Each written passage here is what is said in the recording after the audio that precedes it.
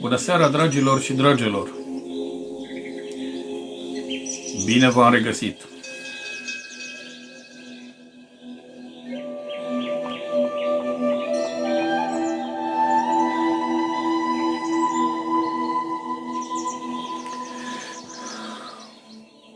Salut, Florin! Salut tuturor!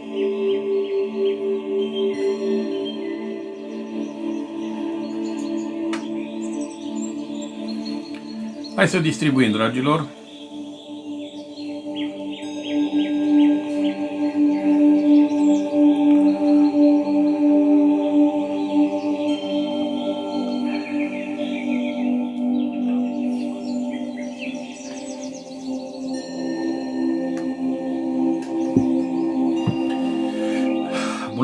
Bună seara tuturor!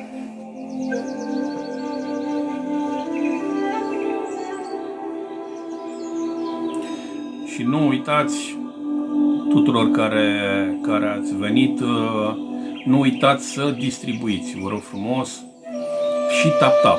Știți bine că TikTok-ul asta cere, dorește cât mai mult tap-tap.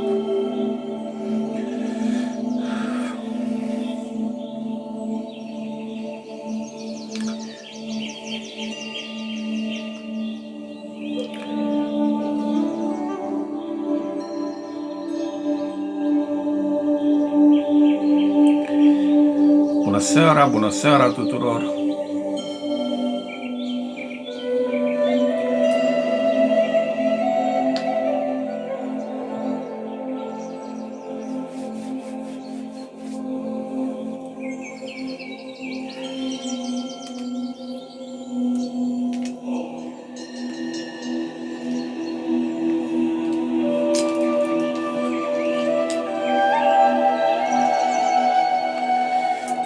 Bună seara, dragilor, bună seara! Astăzi o să discutăm de subiecte foarte interesante, sunt mai multe, prin care doresc să vin cu foarte multe clarificări. La final vom avea o inițiere în cheile Arhanghelului Raziel, o inițiere foarte interesantă și foarte utilă în evoluția noastră spirituală. Raziel, știți bine, este acel arhanghel care ne ajută din celelalte planuri să urcăm și să avem acces din punct de vedere al evoluției la cât mai multe materiale, lecții, informații, așa că vă poate ajuta foarte mult această inițiere în evoluția voastră, dar ca orice inițiere, Arhanghelul Raziel alege doar acele persoane care merită și care vor să meargă mai departe. Deci nu este pentru oricine. Bine, pentru oricine dacă își dorește și are drept.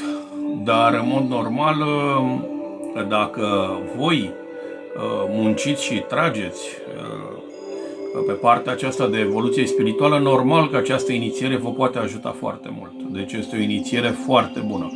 Cheile Arhanghelului Raziel. Da?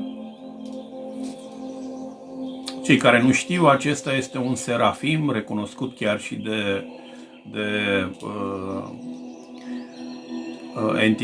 de cei care au fost pe partea aceasta de iudaism și au mers pe această cale.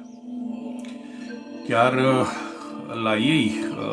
de la ei se știe că există o carte care se numește Sefer Raziel, o carte de o raritate, cum să zic eu, de o înțelepciune rară pe această planetă. Salut tuturor! Bună, Roxana, bună tuturor! Așa că vă aștept cu drag, la final facem inițierea cheile Arhanghelului Raziel. Hai să distribuim, vă rog, toată lumea, pe Facebook, peste tot pe online, pe YouTube, peste tot, distribuiți peste tot. Și nu uitați să intrați în echipa mea, acolo sus e o inimioară galbenă, dați acolo ca să aveți acces de fiecare dată când intru și la toate informațiile care sunt gratuite total. Așa că aveți numai de câștigat. Hai să distribuim, vă rog, toată lumea, să distribuim. Suntem 59 de persoane, hai să distribuim așa, să plece cu un flux.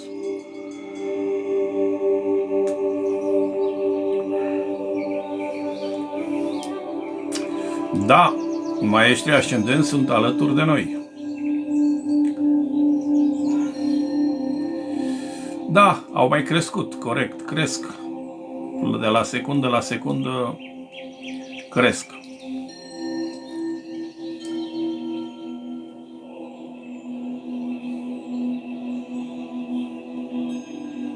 Da, corect. Distribuiți, scrieți mesaje, intrați în echipa mea, toate acestea mă ajută foarte mult ca să putem să ne adresăm la un public cât mai larg. Da?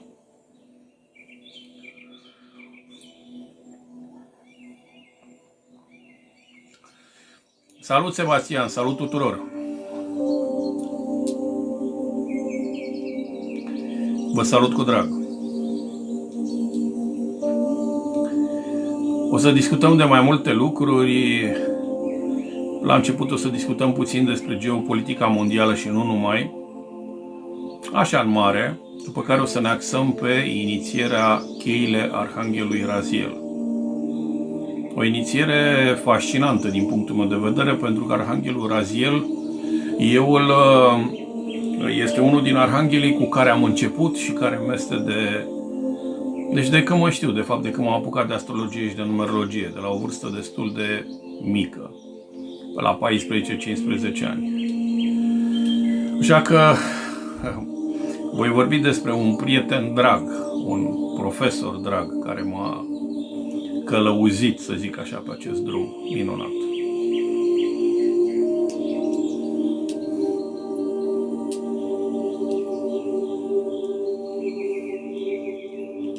Haideți să distribuim, dragilor, vă rog, toată lumea.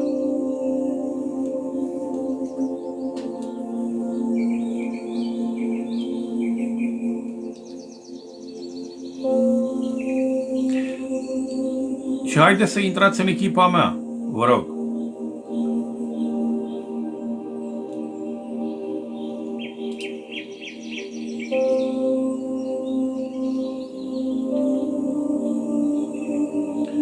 Să ne mai urcăm și noi puțin, că totuși e totuși duminică, nu? Nimeni nu se mai culcă acum ca pe vremuri la ora 10, la ora 11. Chiar dacă mulți dintre voi vă duceți de dimineață la muncă, deja ne-am imunizat contra oboselii.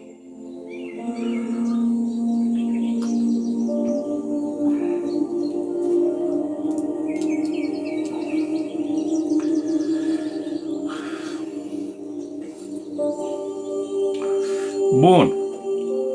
Să începem. Vreau să vă spun că un lucru pe care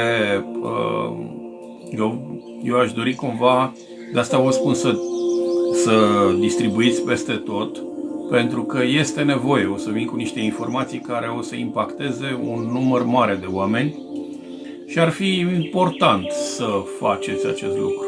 Da? Bun.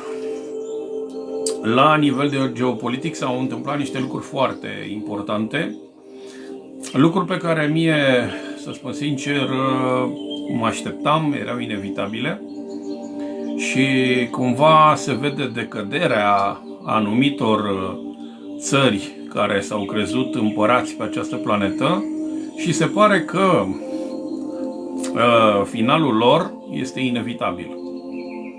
Pentru prima oară când văd că Turcia atacă în mod direct premierul statului IS.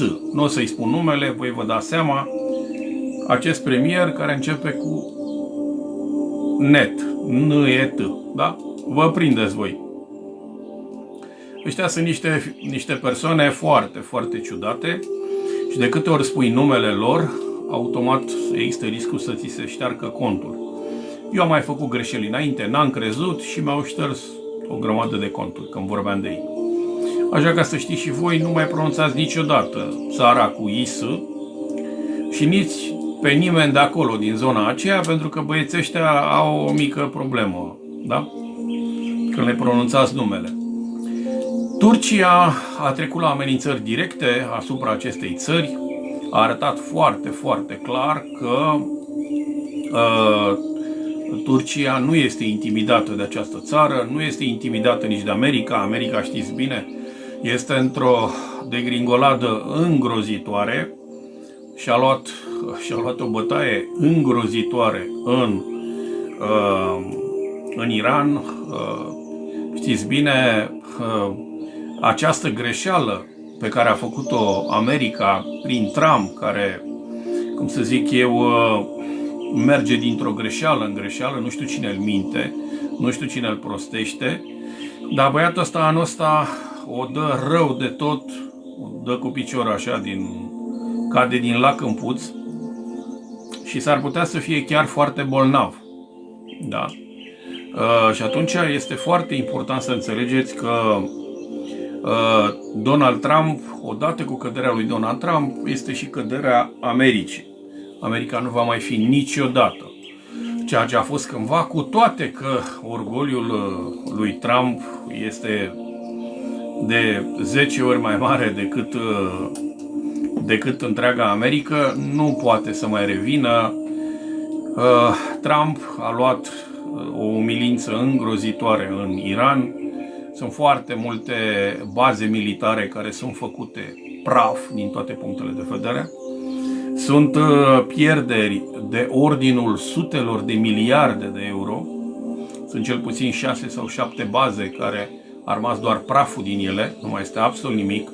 Pierderile sunt, este vorba de mii de soldați care sunt făcuți una cu pământul. Chiar o bază militară din Franța este pulverizată. Asta datorită Iranului. Bine, eu spun Iran pentru că în spate este Rusia și în spate este China cu bani.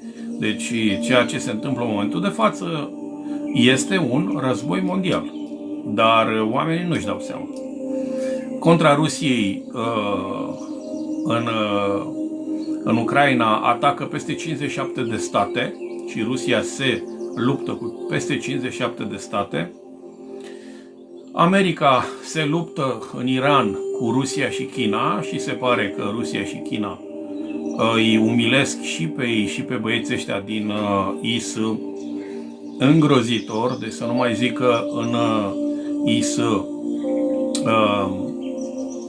nu mai ai voie să mai faci niciun fel de filmare, pentru că dacă fac filmări vor arăta că pierderile sunt îngrozitoare. Cumva mă așteptam ca băieții ăștia care se consideră ei, știți, mari și tari și speciali și puternici și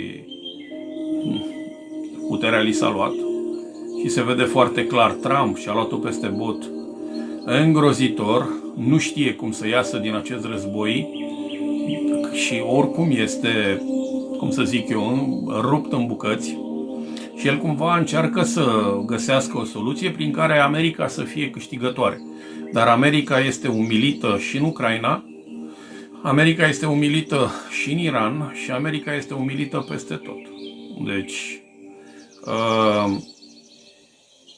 Marele Imperiu Roman, care este America, este pusă în genunchi de către acest binom care va conduce noua lume, Rusia, imperiu militar, și China, imperiu financiar.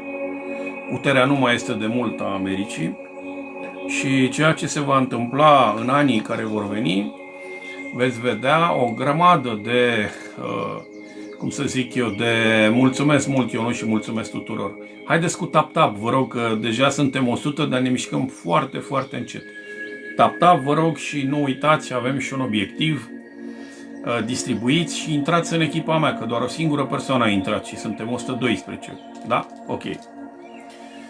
Deci, la nivel mondial, să știți că era nevoie de acest raport de a-l pune pe Trump și pe băiatul ăsta din ISU, pentru că ei considerau că ei pot să facă orice, să distrugă Siria, să distrugă Palestina, să distrugă tot ceea ce vor ei.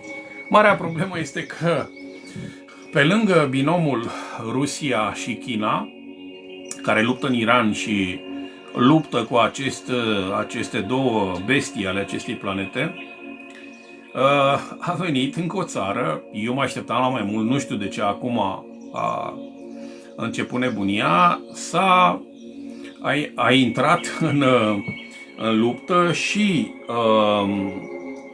sultanul Erdogan. Da? Erdogan chiar l-a trecut și l-a declarat, a cerut foarte clar că dacă este prins premierul din ISU, să fie arestat. Da? În Parlamentul din ISU am văzut o parte din Parlament deja au început să sară la gâtul lui acestui băiat care începe cu N-E-T. Ceea ce arată foarte clar că lumea a început să se sature de acești dictatori, a început să se sature de minciunile lor, a început să se sature de poveștile lui Trump, au început să se sature de tot ceea ce înseamnă oameni cu putere, de care nu țin seamă de oameni.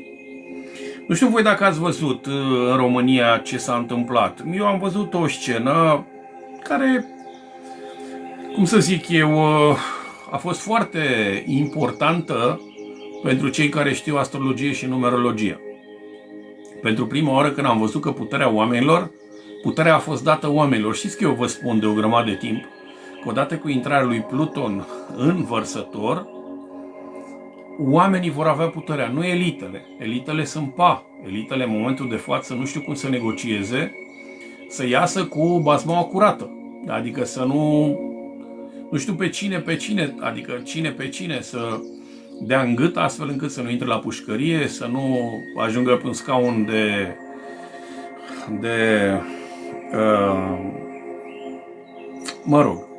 să fie omorâți, da? Și atunci negociază tot felul de lucruri, fac tot felul de chestii, găsesc tot felul de soluții, vin cu tot felul de chestii și cumva este perioada în care foarte mulți oameni, haideți cu tap-tap-ul, vă rog frumos, este perioada în care, exact cum a zis Călin Georgescu, bine, Călin Georgescu e un strateg și e un băiat care înțelege multe lucruri, are o grămadă de prieteni prin serviciile știu trendurile, știu ce e pe piață, știu ce au în mână, ce dosare, și atunci e foarte simplu. Deci când vine Călin Georgescu să vă spune niște lucruri, acele lucruri sunt deja pregătite în spate. Deci ele sunt în linie dreaptă să apară, dosarele sunt făcute, absolut tot. Deci, da? Am văzut două abordări, am văzut un om de afaceri foarte slăbuț, băiatul ăsta de la Mița Biciclista, da? Care încerca să scoată în evidență că el are niște produse extraordinare și că untul este mult mai important decât margarina și că noi românii, marea majoritate a românilor care mănâncă merdenele, plăcinte, preparate din astea cu margarină, sunt niște prostovani, niște oameni simpli, niște banali. Și pentru prima oară când am văzut că niște băieți foarte deștepți, niște români foarte deștepți au creat un trend. Și asta mi arată încă o dată ceea ce vă spun, că puterea este la oameni. Băiatul ăsta, un om de afaceri foarte slăbuț, chiar bătut în cap, tu te duci și începi să umilești concurența, fără să-ți dai seama că tu, în momentul când încerci să umilești concurența, tu umilești oamenii care vin și îți dau bani. Din momentul ăsta s-a creat un trend și nici dracu nu o să se mai ducă la Mița Biciclista. Da? Chiar băiatul ăsta, vă dau un scris de pe acum, că o să fie de râsul lumii. Ceea ce mi s-a părut mie deranjant în toată chestia asta, stai și mă gândeam așa ca un om care simte anumite trenduri la nivel național, cum s-au trezit ei românii Doar în momentul când cineva s-a luat de margarină și de merdenele și de plăcinte cu brânză și cu sare. Și stau și mă gândeam, oare de ce nu s-a declanșat chestia asta, trendul ăsta, în momentul când curentul s-a scumpit, în momentul când ăștia mint cu apa și cu, da, în momentul când trădătorul ăsta, Chelios, da, monosprâncenatul, își bate joc de România și blochează România de foarte mult timp. Nu știu cum românii nu reacționează la absolut nimic și ceea ce văd la nivel național este îngrozitor, pentru că văd un blocaj și parcă România nu-și mai revine. Deci sunt parcă amorțiți atât de rău românii, încât parcă nici nu mai speră, ceea ce mi se pare îngrozitor. În România vreau să vă spun că oricât ați dori voi, și mă refer la băieții ăștia care urăsc România, oricât ar urâie România, să știți că România e foarte iubită. Acolo sus. Acolo sus, deci, acolo sus e ca într-un parlament. Fiecare țară, numărul de sfinți sau de oameni care au trăit în România și au ajuns la un nivel foarte înalt, sunt ca niște senatori și niște deputați.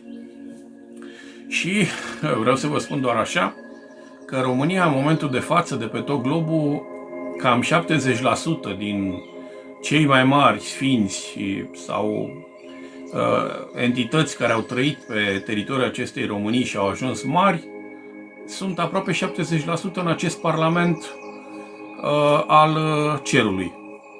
Și practic toți oamenii ăștia iubesc România. Eu vreau să vă spun doar atâta, să nu vă speriați, să nu considerați că România a trecut de atât de multe ori. Hai să o luăm așa ușor. Tatăl lui Alexandru Macedon, la un moment dat, a spus un lucru foarte, foarte interesant și a zis că lui nu este frică de absolut nimeni decât de getodaci. Deci tatăl lui Alexandru Macedon, Filip, avea una dintre cele mai puternice armate de pe acele timpuri. Ei sunt băieții care au inventat strategia aceea cu falangele acelea de câțiva metri buni, care nu dădeau voie să te apropii de ei. Deci practic te omora de la distanță. Și ei au zis așa, că la un moment dat au încercat ei să facă niște ghidușii și au venit pe teritoriul României, pe teritoriul Daciei. Când au venit pe teritoriul Daciei, dacii, știți bine, sunt recunoscuți, aici nu este vorba că noi suntem speciali, erau recunoscuți în acele vremuri ca cei mai puternici luptători de pe această planetă. El când a venit aici și-a luat cea mai îngrozitoare și mare umilință, în momentul când a atacat, a fost practic umilit din toate punctele de vedere și marii lui soldați și falangele lui ultra, puternice în luptă, au fost umilite de daci foarte, foarte ușor. După aceea a apărut Imperiul Roman. Imperiul Roman, ca să știți că chestia asta nu o să o auziți niciodată de la trădătorii care sunt în istorie, trădătorii din arheologie, trădătorii din muzee, trădătorii care scriu cărțile de istorie, nu o să găsiți. Puneți mâna și citiți, pentru că ăștia vor să vă umilească, da? Vreau să vă spun doar atâta. Imperiul Roman, înainte să atace și să cucerească aproape un sfert din Bona Arania, să atace și să cucerească un sfert din Dacia, atenție, un sfert au cucerit, ei au plătit aproape 200 de ani, au plătit tribut dacilor.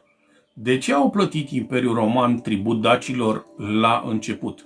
Haideți cu tap-tap-ul, vă rog frumos, că merge foarte încet. Suntem 150 de oameni, dar avem nici 11K, 11 și ceva, da? Haideți, toată lumea. Și ei au plătit pe fiecare an, plăteau tribut. De ce? De frica getodacilor să nu-i atace, pentru că îi puteau să cucerească foarte ușor Imperiul Roman. 200 de ani au plătit. Să mai țineți minte că un lucru, că în momentul când Traian a atacat această țară și a cucerit-o, dar prin trădare, încă o dată avem o mare rană a trădării, când au cucerit, povestea aia, să nu credeți povestea aia că Decebal s-a sinucis niciodată. Un mare daci înainte aveau o legătură spirituală, aveau niște nivele de conștiință foarte mari. Eu nu vorbesc de primii daci, da? Să zic așa, proto-daci, da? Aceia care aveau o natură destul de cum să zic eu, preistorică. Eu vorbesc de perioada în care Zamolxe a apărut, în care Burebista a început să reformeze, în care Deceneu a apărut și a început să ridice nivelul de conștiință, nivelul de conștientizare a acestui popor și a fost printre primele popoare care vorbeau de alte vieți. Deci nu a mai existat așa ceva pe această planetă. Se vorbea despre reîncarnare și că nu e niciun fel de problemă. Dacii erau printre singurele popoare care la nașterea acestui Cudrag, Violeta, și lucrurile astea ar trebui spuse pentru că astea niște adevăruri, dar trădătorii ăștia care sunt în momentul de față ne-au încercuit, ei consideră că pot distruge și tocmai de-aia le iau pe toate la rând ca să vă arăt că nimeni n-a putut să ne distrugă și nimeni n-a putut să lovească și când au lovit în acest popor, de obicei s-a ales praful de ei. Și o să vă dau niște exemple foarte, foarte bune. Deci avem cea mai veche scriere din lume, acea scriere de la Tărtăria, tablițele de la Tărtăria. Sunt cu 1000 de ani peste poveștile astea de a dormi copiii din Sumer. Imperiul Sumerian, știți bine, de cine a fost pus la punct și cine este în spatele acelor, da? Deci acolo a fost un izvor care nu a fost un izvor de creștere a luminii, ci a fost un izvor de creștere a întunericului în acea zonă. Oare nu v-ați gândit vreodată, Orientul apropiat, de ce acolo există război de zeci de mii de ani? Niciodată nu se înțeleg oamenii acolo. V-ați gândit vreodată în zona aceea? Irak, Iran, Peninsula Arabă sau Orientul apropiat? Mă rog. De ce? Nu v-ați întrebat vreodată de ce acolo e tot timpul haos? Pentru că acolo a fost o sămânță a răului care a pornit de pe această planetă și în România, în Dacia, a fost o sămânță a luminii. Înțelegeți? Arania, mulțumesc, dar ai scris în germană. Nu știu ce, eu nu știu germana. Și atunci trebuie să înțelegeți că în spatele acestui popor noi avem o cultură foarte, foarte veche și specială. Da. Ai greșit total, Șarpe. Ai un nume foarte interesant, Șarpe, și vorbești de trădători. Hai să-ți mai spun un lucru, dragul meu. Românii nu sunt trădători. Eu nu vorbesc de români. Tu bagi România, toată România, în categoria trădătorilor. Greșit total. Dacă tu distrugi o pădure datorită unui copac, este problema ta. Înțelegeți? Problema este că în fiecare neam au fost trădători. Și noi avem trădători, mai ales în politică, mai ales în absolut orice. Problema este că sunt trădători. Păi trădători sunt și în familia noastră. Câți oameni nu se despart? Câți oameni nu pleacă? Câți oameni abandonează? Și atunci ce ar fi? Să spunem că noi românii suntem așa, dar e foarte ușor să judecăm. Credeți că în Anglia nu sunt oameni care trădează? Credeți că în Europa nu sunt oameni care trădează? Hai să ne vedem așa de, cum să zic eu, hai să nu mă arunc. E atât de ușor de spus că noi suntem trădători. Dacă acest popor are o rană de trădare, nu ne contează, vânzători, trădători, oricum îi spune. Problema este că oamenii dau vina pe toată România. Eu când aud îmi dau seama că acei oameni ori sunt surzi, sunt și surzi, sunt și orbi. De ce? N-ai cum să spui că acest minunat popor, pe mine nu mă interesează că avem câteva bălării în acest popor.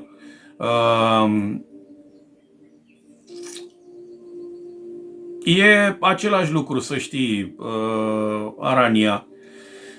Getodaci, ordaci sunt două popoare care au conviețuit aici. Noi am fost un popor șarpe. Dacă tu consideri că suntem un popor de slugi, să știi că în momentul când tu scrii aceste mesaje, tu vorbești despre tine. Deci înseamnă că trădarea este în tine și tu ești un trădător. Pentru că ai putea să spui foarte clar, băi, cunosc niște trădători sau am văzut niște trădători, dar nu poți să spui popor de trădători. Pentru că tu, în momentul când spui acest lucru, tu de fapt o faci și pe maică ta, pe taică tu, pe copiii tăi, pe neamul tău și tot ceea ce reprezinți tu ca spirit pe această planetă înseamnă că ești un trădător. Și prima oară când arăți cu degetul, uite, să-ți arăt așa, că poate tu ești un, și vă rog frumos să-l blocați, că ăsta este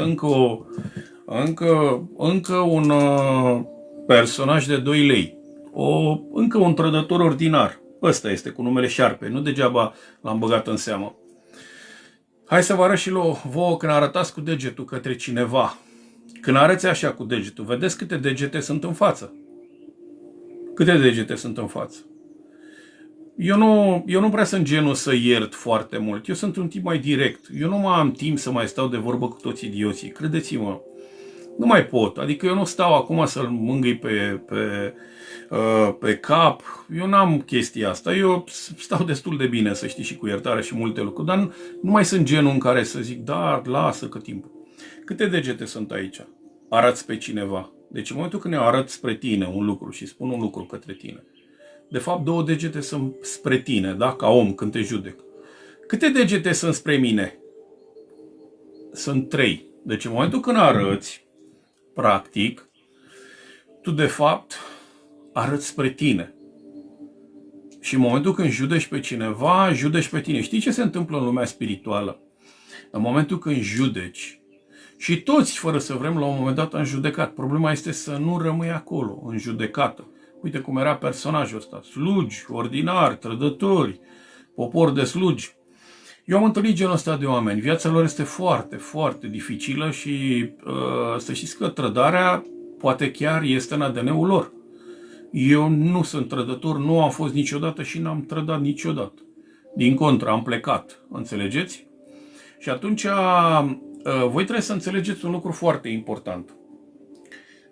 Acest popor, datorită capacităților și luminii și nivelului de conștiință a acestui popor, s-a dorit îngenunchiarea acestui popor de foarte mult timp. Oare de ce credeți că nimeni nu vorbește de getodaci? Oare de ce nimeni și în Uniunea Europeană și din peste tot este foarte, foarte important? Lucian, crede-mă că cunosc aceste detalii, deci mai mult decât îți imaginezi. Tu probabil că nu știu cât mă cunoști tu pe mine, dar crede-mă că cunosc nu bine, foarte bine. Da, aceste lucruri. Mulțumesc pentru sfat. Europa și băieții care au acces la cunoaștere știu foarte bine ce a fost aici. Aici a fost leagănul civilizației după ultimul potop. De aici a plecat foarte multe lucruri, undeva între 11.700 de ani și 12.000 de ani. Cam pe atunci a venit potop. Potop înseamnă undeva la cam 145 de metri a crescut apa în decurs de câțiva ani.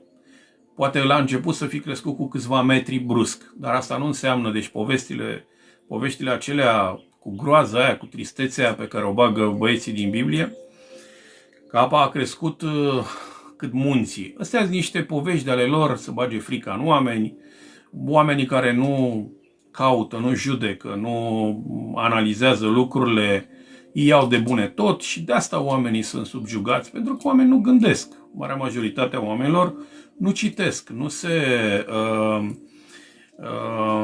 nu vor înțelege acest aspect. Și atunci orice lucru care vine este foarte important, înțelegeți? Să îl iei și să-l treci și prin minte și prin suflet. Pentru că oamenii zic, păi uite, a venit X și ne-a zis că așa este. Păi înseamnă că așa e. Păi am citit eu într-o carte, înseamnă că așa e. Învățați să vă porniți și mintea și sufletul și să nu mai luați nimic de bun. Asta o spunea chiar marele Buddha. El spunea, chiar dacă o spune un mare profet, chiar dacă o spune un mare sfânt, chiar dacă o spune o carte specială, nu o luați de bun. Cercetați. El o spune sub altă formă. Dar el spune acest lucru. De ce înseamnă asta? Că era foarte special și își dădea seama că oamenii vor vorbi de la nivelul lor. Nu vor expune adevărul adevărat, adică adevărul divin. Există adevărul meu, al tău, al lui X, al Y, dar există doar un singur adevăr divin. Adevărul divin este singurul nivel de conștiință pe care ar trebui să îl urmăm, nu adevărul meu. Adevărul meu este efemer, așa cum sunt frunzele unui copac. Și atunci, la momentul când viața mă va lovi, o să-mi dau seama că adevărul meu, într-o toamnă mai puternică sau într-o iarnă mai puternică, s-a ales praful de el. Și atunci îmi dau seama că n-a fost un adevăr divin. A fost doar adevărul meu sau a fost o alegere ca eu să cred în ceva. Așa cum credem în diferite lucruri. Până la urmă lucrurile se schimbă. Eu dăm seama că am construit ceva pe o fundație foarte, foarte efemeră. Bun. Imperiul au urmat după aceea de-a lungul timpului foarte multe războaie. Da? A fost războiul cu Imperiul Turc. Știți bine, Ștefan, Vlad Țepeș, da, foarte mulți. Ok? Mihai Viteazu, sunt mulți care au stat în fața acestui imperiu în care au subjugat zeci și sute de state. Pe noi nu, niciodată. Chiar dacă am fost o perioadă, într-un anumit timp, așa zis, pașalâc, am fost pentru că câteodată este mai bine, în momentul când nu ești pregătit în adevăratul sens al cuvântului, e mai bine să faci un pas înapoi și să le plătești suma cuvenită, după care n-au putut să ne subjuge, să ne distrugă ca și popor. Da? Și s-a văzut foarte clar că au venit, așa cum au venit, așa au plecat. După aceea a fost Imperiul Austro-Ungar. Știți bine ce au încercat să facă. Au încercat să ia o grămadă să impună tot felul de lucruri, să ne ia Transilvania, să facă tot felul de lucruri. Am văzut Darius, o să-ți răspund Darius, dar nu pot acum. Acum, dacă ești atent, discute cu totul și cu totul alte lucruri. Dacă ai răbdare, e foarte bine. Și atunci voi trebuie să înțelegeți că sunt lucruri de care noi românii trebuie să le înțelegem că romanii n-au putut să ne cucerească. Imperiul turc n-a putut să ne cucerească. Eu vorbesc de niște imperii care au cucerit lumea. Da? Imperiul Austro-Ungar n-au putut să ne cucerească. Da? Băiatul ăsta cu Adolf și cu prietenii lui n-au putut să ne cucerească. Da? Povestea asta cu rușii fac, ne dreg, ne omoară, n-au putut să ne cucerească nici ei. Da? Deci eu când vorbiți de cucerea unui țări sau distrugerea unui stat, vorbești de Darius, eu spun să pui mâna să citești. Te faci de râs în momentul când îmi spui că ne-au cucerit. Statul Dac, Getodac, se întindea din Ucraina, nordul Ucrainei, până în nordul Bulgariei și eram dincolo, aproape de Croația. Și atunci problema este că să citești informații clare. Înțelegi ce vă spun? Pentru că noi habar n-avem. Noi ne uităm la cărțile de istorie, nu pornim creierul și noi considerăm că în cărțile de istorie este adevărul. Acolo e o mare țeapă. Traian, înainte de toate, cel care s-a numit împăratul roman Traian era dac. De ce? Păi, o să vă spun acum, cei care citesc știu. În memoriile sale, după ce a cucerit Dacia, a spus cu regret, a scris în memoriile sale, că a fost una dintre cele mai triste momente ale vieții sale, pentru că s-a întors pe pământul străbunilor săi. El era dac, din bunicii lui care au fost daci, au plecat din Dacia și el fiind, să zic așa, acum spaniol. Deci era din peninsula iberică, s-a născut și după care a ajuns în Roma. Deci el când a ajuns aici, cu lacrimi în ochi, a spus multora că el a cucerit locul străbunilor săi, bunicilor săi. Deci alt dac, care da. După ce au cucerit și au plecat cu sute de care de aur din Imperiul Getodac, dacă nu se întâmpla acest lucru, tot ceea ce înseamnă Imperiul Roman dispărea total. Deci ei aveau șansa să dispară, deci ei nu sunt foarte departe de ceea ce este în momentul de față America. America în momentul de față se apropie de o datorie la nivel îngrozitor, 40 de triliarde. Datorie. Și datorie în mod principal către China. Foarte interesant că China le-a spus foarte clar că vor bani înapoi. Deci ceea ce înseamnă că vor falimentarea Americii.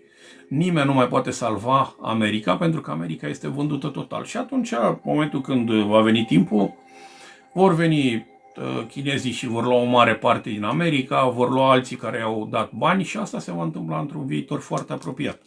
Pentru că America nu mai are cum să dea banii înapoi. Și atunci ei normal că vor plăti cu aur, vor plăti cu ceea ce mai au și ei pe acolo, după care vor lua toate obligațiunile de stat. Că așa se plătește, toate activele statului. Și vor lua toate activele statului și vor lua tot ceea ce e mai bun în America. Și vor spune, v-am dat 10 triliarde, da? Păi luăm nu știu ce business-uri, nu știu ce afaceri de stat, nu știu ce chestii. Și atunci vor lua tot. Asta se și dorește în momentul de față.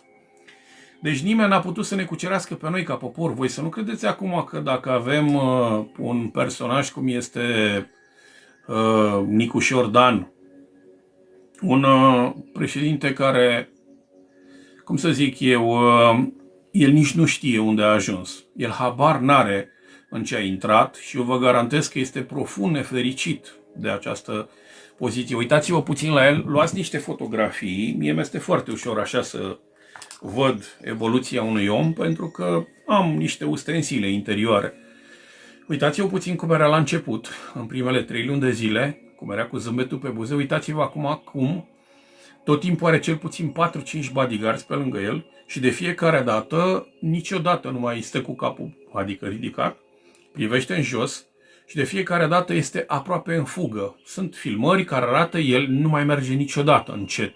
El aproape fuge de fiecare dată. Ce vă spune asta din punct de vedere psihologic? Înțelegeți? Știe foarte clar ceea ce se întâmplă în țara asta. Să știți că el știe foarte, foarte clar că sabia justiției este deasupra capului său. Ceea ce mi se pare mie extraordinar, eu nu vreau să-l apăr pe băiatul ăsta pentru că, mă rog, el este un spirit de sacrificiu. Deci el habar n-are.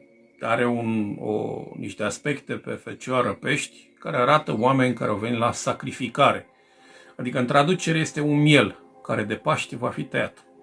Ca și suflet mă refer. Adică el este unul din oamenii care în viața asta va trebui să fie sacrificat. Adică tot ceea ce face, va face obligat. Nu va face că își dorește el. Deci îl ia ca pe știți cum e el, ca pe o domnișoară din aia frumoasă. Și o domnișoară frumoasă care la un moment dat trece de la un interlob la altul și toată lumea se folosește de ei. Da, n-au mai avut nicio datorie. Datorită acestui fapt a fost acel atac. Deci acolo n-a fost revoluție. Revoluția este pentru oamenii care nu știu să citească printre rânduri. Și cei care au murit, acei studenți, sunt niște sărăcuți care trebuia cineva să fie omorât ca să dea vina pe niște teroriști. N-a existat niciun terorist, a fost o încercare de a cuceri un stat și de a da jos unul dintre cei mai buni președinți care a avut planeta, încă o dată vă spun, planeta. De ce? Pentru că ceea ce a făcut el în România a arătat că o țară poate să fie independentă, să nu depindă de nimeni. Și în momentul când creezi așa ceva, tu creezi un precedent îngrozitor. Știți că în istoria femeiului, noi suntem singura țară în sute de ani în care noi ne-am plătit datoria, ceea ce a arătat că suntem foarte, foarte speciali. Adică el a zis așa, băi, bun, noi de ce să cumpărăm tractoare de la alții? Hai să ne facem tractoarele noastre, hai să ne facem uzinele, fabricile noastre. Și totul a început, la un moment dat a explodat industria, a explodat totul. Și automat el le-a zis la băieți, bă băieți, uite, v-am făcut banii, luați banii, mulțumesc, hai pa. În momentul când au văzut ceea ce a făcut Ceaușescu în România și-au dat seama dacă alte țări iau modelul ăsta din România, noi nu mai putem să mai împrumutăm pe nimeni, pentru că ăsta ar putea să împrumute chiar el, pentru că la un moment dat începea să producă din ce în ce mai mulți bani, că dacă totul se produce aici. Păi, de ce China în momentul de față are atât de multă putere și de ce China este, ca și economie, ca și financiar, numărul 1? Pentru că la ei 80% din ceea ce se produce pe planeta asta se produce în China. Vrei foarfeci? Sunt sute de fabrici de foarfeci. Vrei neuri? Sunt sute de fabrici de neuri. Vrei tractoare? Tractoare. Vrei mașini? Mașini. Ei nu mai cumpără nimic de la alții. Ei iau doar materie primă dacă au nevoie. Și aia foarte puțină. Și atunci au totul și vând. Și cine are de câștigat în perspectivă? China, pentru că nimeni nu mai oprește. Cine se poate lupta cu ei? Cine poate să construiască? Poți doar să-i, să le iei, ideile și pe 5 ani, pe 10 ani, pe 20 de ani, să mergi pe niște politici foarte, foarte importante și să crești. Înțelegeți? Salut! Și așa că este foarte important să înțelegeți că această țară, oricât ar încerca unii, nu trebuie să vă fie frică. În primul rând, vreau să vă spun că apă pe Dunăre și în anumite locuri nu prea mai este apă pe Dunăre. Vreau să vă spun de pe acum că se pregătește băieții ăștia din IS, ca să știți. Unii dintre voi o să râdeți, poate o să glumiți, o să vedeți că cei care mă urmăresc de mult timp știu. Eu când vorbesc anumite lucruri și le spun direct, știu despre ce e vorba și pe lângă asta mai și măsur radiestezic. Între România și IS se va crea o conductă de apă. Păi unde sunt IS? Da? În peninsula, da? Știți voi. În peninsula e aceea acolo. Păi e o sărăcie acolo și e o foamete de rup gâtul. De ce? Pentru că acolo nu prea există. Deci energia Mahatma, energia vieții, nu prea există. Cine a fost prin IS sau în peninsula arabă, e deșert. Deci la băieții ăia, în afară de petrol și câteva chestii, nu găsești nimic. Doar pietre. Da? Ia duceți-vă în România să vedeți orice metru pătrat sunt sute de bălării, sunt sute de plante. Păi noi dacă vindem doar plantele medicinale, care le luăm așa, le găsim pe drum, pe orice mărăcini, dacă îi luăm și îi tăiem cu coasa și îi punem și îi vindem, o să vedeți că așa este. Deci această conductă este aproape aprobată. Pe unde va trece, nu știu, probabil că pe la turci, dacă se înțeleg cu turcii, mă rog. Eu cred că faptul că au intervenit și turcii este un lucru extraordinar. Deja lațul se pune pe gâtul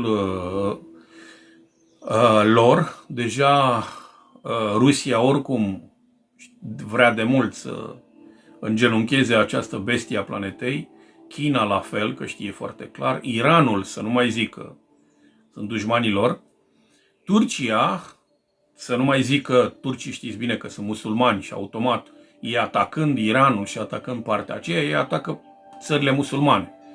Și dacă vă uitați la IS, sunt un punctuleț într-o mare de musulmani. Așa că Turcia, eu consider că nu le va lua foarte mult timp până când o să bubuie și Iranul și Turcia cât de curând. Adică se vede foarte clar că lațul s-a pus pe gâtul lor și acum din două părți se trage și să vedem cine îi va doborî. Pentru că eu când mă aud Țara Sfântă, chestii de genul ăsta, te apucă așa, adică dacă iei și ai mai mult de 3 neuroni în cap, îți dai seama că este o poveste cusută cu ața albă și... Da? Păi Țara Sfântă, vă spun eu, este România, Țara Sfântă. Țara Sfântă este România din multe puncte de vedere. În primul rând, eu vă dau doar un exemplu. Papa Ioan Paul al II-lea, papă, este singurul papă de la Roma care a fost pe lumină, din punctul meu de vedere. Mai avem și pe ăsta de acum, dar, mă rog, să-l vedem. Bine, mie niciodată papii nu mi-au plăcut. Am și o istorie cu papalitatea și mi se par niște trădători ordinari, din multe puncte de vedere. Deci s-au făcut în spatele papilor și ce au vrut ei să facă. Eu nu vorbesc de primii care au venit cu o idee foarte bună de a uni, cum să zic eu, toate ființele, de a ne ruga, după care au pus mâna niște băieți deștepți și au transformat și au pus papii pe care au vrut ei. Și, da, sunt foarte multe... Salut Cătălin! Și sunt foarte multe lucruri interesante. Lucru foarte, foarte interesant. O să vedeți că americanii vor dori cu... Salut Cristian, mulțumesc. Americanii vor dori cu orice preț să cucerească Iranul. De ce? Pentru că Trump este un tip care, din punctul meu de vedere, va îngenunchea marele imperiu Trump, datorită faptului că omul la 80 de ani arată că nu a înțeles lumea modernă. El nu mai este eu, America, dau cu pumnul în masă și toată lumea tremură. Oamenilor, în ziua de astăzi, America le arată cu degetul, îi arată cu degetul și nu mai văd salvatori. Acum 20 de ani, când spunea America, fă-i așa, toate țările aplaudau americanii, salvatorii planetei, democrație. S-au dus de mult. Au fost două personalități. A fost JFK, care după ce a avut un discurs în care a anunțat foarte clar că nu e vorba, Cătălin, de asta. E vorba de cu totul altceva. Nu e vorba de artefactele de acolo. Este vorba de luptă între... Da, că sunt niște portaluri, dar asta sunt... Hai să fim serioși. Dacă era chiar așa, adică portaluri sunt peste tot pe planeta asta. Problema e că oamenii consideră că doar în Iran sunt niște portaluri, peste tot sunt și în România o grămadă de porți. Portaluri sunt porți. Adică sunt un fel de... o trecere dintr-o dimensiune în alta. Sunt niște porți. Se găsesc și aproape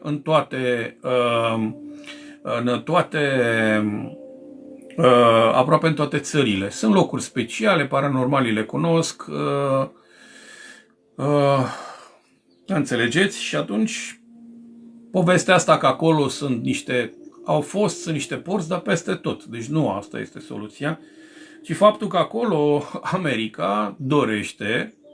Deci America are foarte multe interese în peninsula arabă. Punct. Deci peninsula arabă înseamnă petrol. Ce înseamnă petrol? Petrol înseamnă viitor.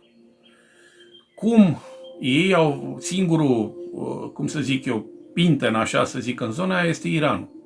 Dar în spatele Iranului este America și este Rusia și China. Deci de asta America interesează. Nu interesează că Iranul, cum să zic eu, unii dintre voi poate nu știți, dar Iranul ca și mărime aproape cât jumătate de Europa. Deci, dacă vă uitați, nu e o țară mică deloc și e aproape imposibil de cucerit. Asta vă spun un om care tot studiez strategie, că sunt pasionat de strategie. Dacă vă uitați la geografia acestui stat, este aproape imposibil. Doar dintr-o singură parte poți să-l cucerești. Și asta înseamnă că orice țară poate să fie atacată din 4 și chiar din 5. Din față, din spate, stânga, dreapta și de sus. Ei, stânga, dreapta, spate, sunt aproape blindați, pentru că au niște munți. Ei sunt înconjurați de munți. Și să nu mai zic că în zonă iau doar o falie foarte scurtă prin care se poate intra. Și acolo îi poate să o mineze, poate să-i facă absolut orice și acolo poate să rupă, da? Trump, trebuie să vă dați seama că este unul dintre, mi-am dat seama în 2025, că m-am spus că a devenit, eu când am auzit că el vrea să primească premiul Nobel pentru pace și care forța să primească premiul Nobel de pace, mi-am dat seama că este un mare fanfaron. Deci tu dacă ești un spirit al păcii, niciodată nu vei spune eu sunt spirit al păcii, eu sunt pacea, eu reprezint pacea. Ești doar un personaj pe care, cum să zic eu, pe care nu ai acces, înțelegi? El este un personaj care se pare că la 80 de ani nivelul de inteligență i-a scăpat foarte mult. Pot să vă mai spun de pe acum că are niște probleme îngrozitoare și face pe el.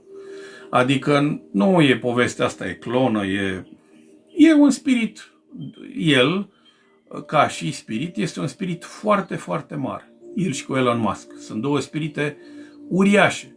Problema este că băieții ăștia poate să fie mari salvatori ai omenirii sau un fel de spirite care poate să distrugă această planetă. Trump, oricum, este adică se vede foarte clar că Trump, eu nu cred că va duce acest an. În primul rând că are niște probleme urinare îngrozitoare. În primul rând că el face pe el. Deci, ca idee, să știți, el are niște probleme îngrozitoare. M-am uitat la ultimele lui întâlniri. Într-o întâlnire de o oră, aproape 25 de minute a adormit. Deci, arată foarte clar că el, ca și ființă, nu mai duce. Ceea ce vedeți în momentul de față este ambiția unui om care a fost cândva un, cum să zic eu, nu pe împărs, are chestii din alea în care, știi, ca la bătrâneia care plimbă după ei o chestie din aia de plastic. De asta, dacă vă uitați, el are la mâna stângă, o are tot timpul neagră. Pentru că în mâna stângă de obicei se pun foarte multe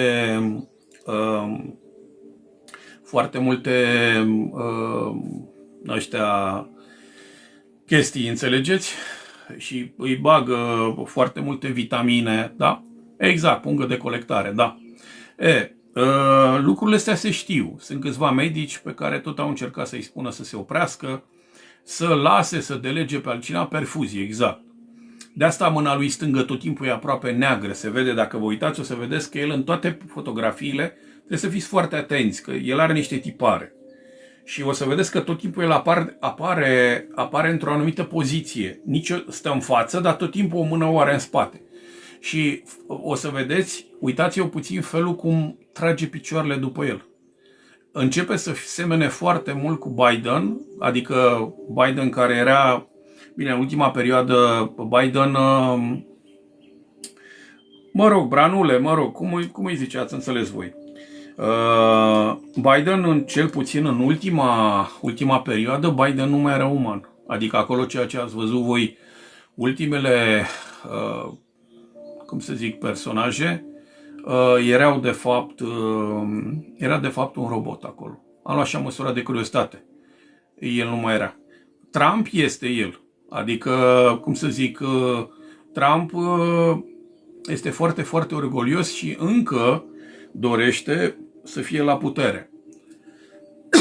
Încă dorește să-și arate mușchii. Problema este că corpul lui de mult l-a părăsit și de mult a arătat. Hai să fim serioși, acum vă întreb pe voi.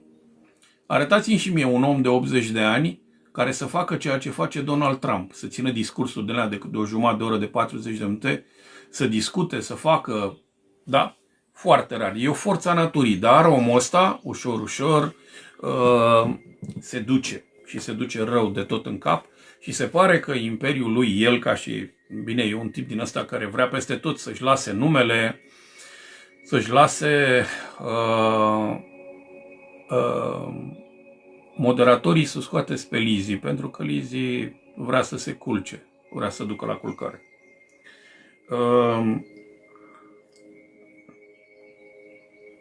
El este un personaj care nu va mai prinde. Din punctul meu de vedere, sunt două mari spirite care vor pleca în acest an, și el și Putin. Cumva se termină. Nu se mai permite dincolo de un anumit nivel. Problema este că în America există soluție, există J.D. Vance,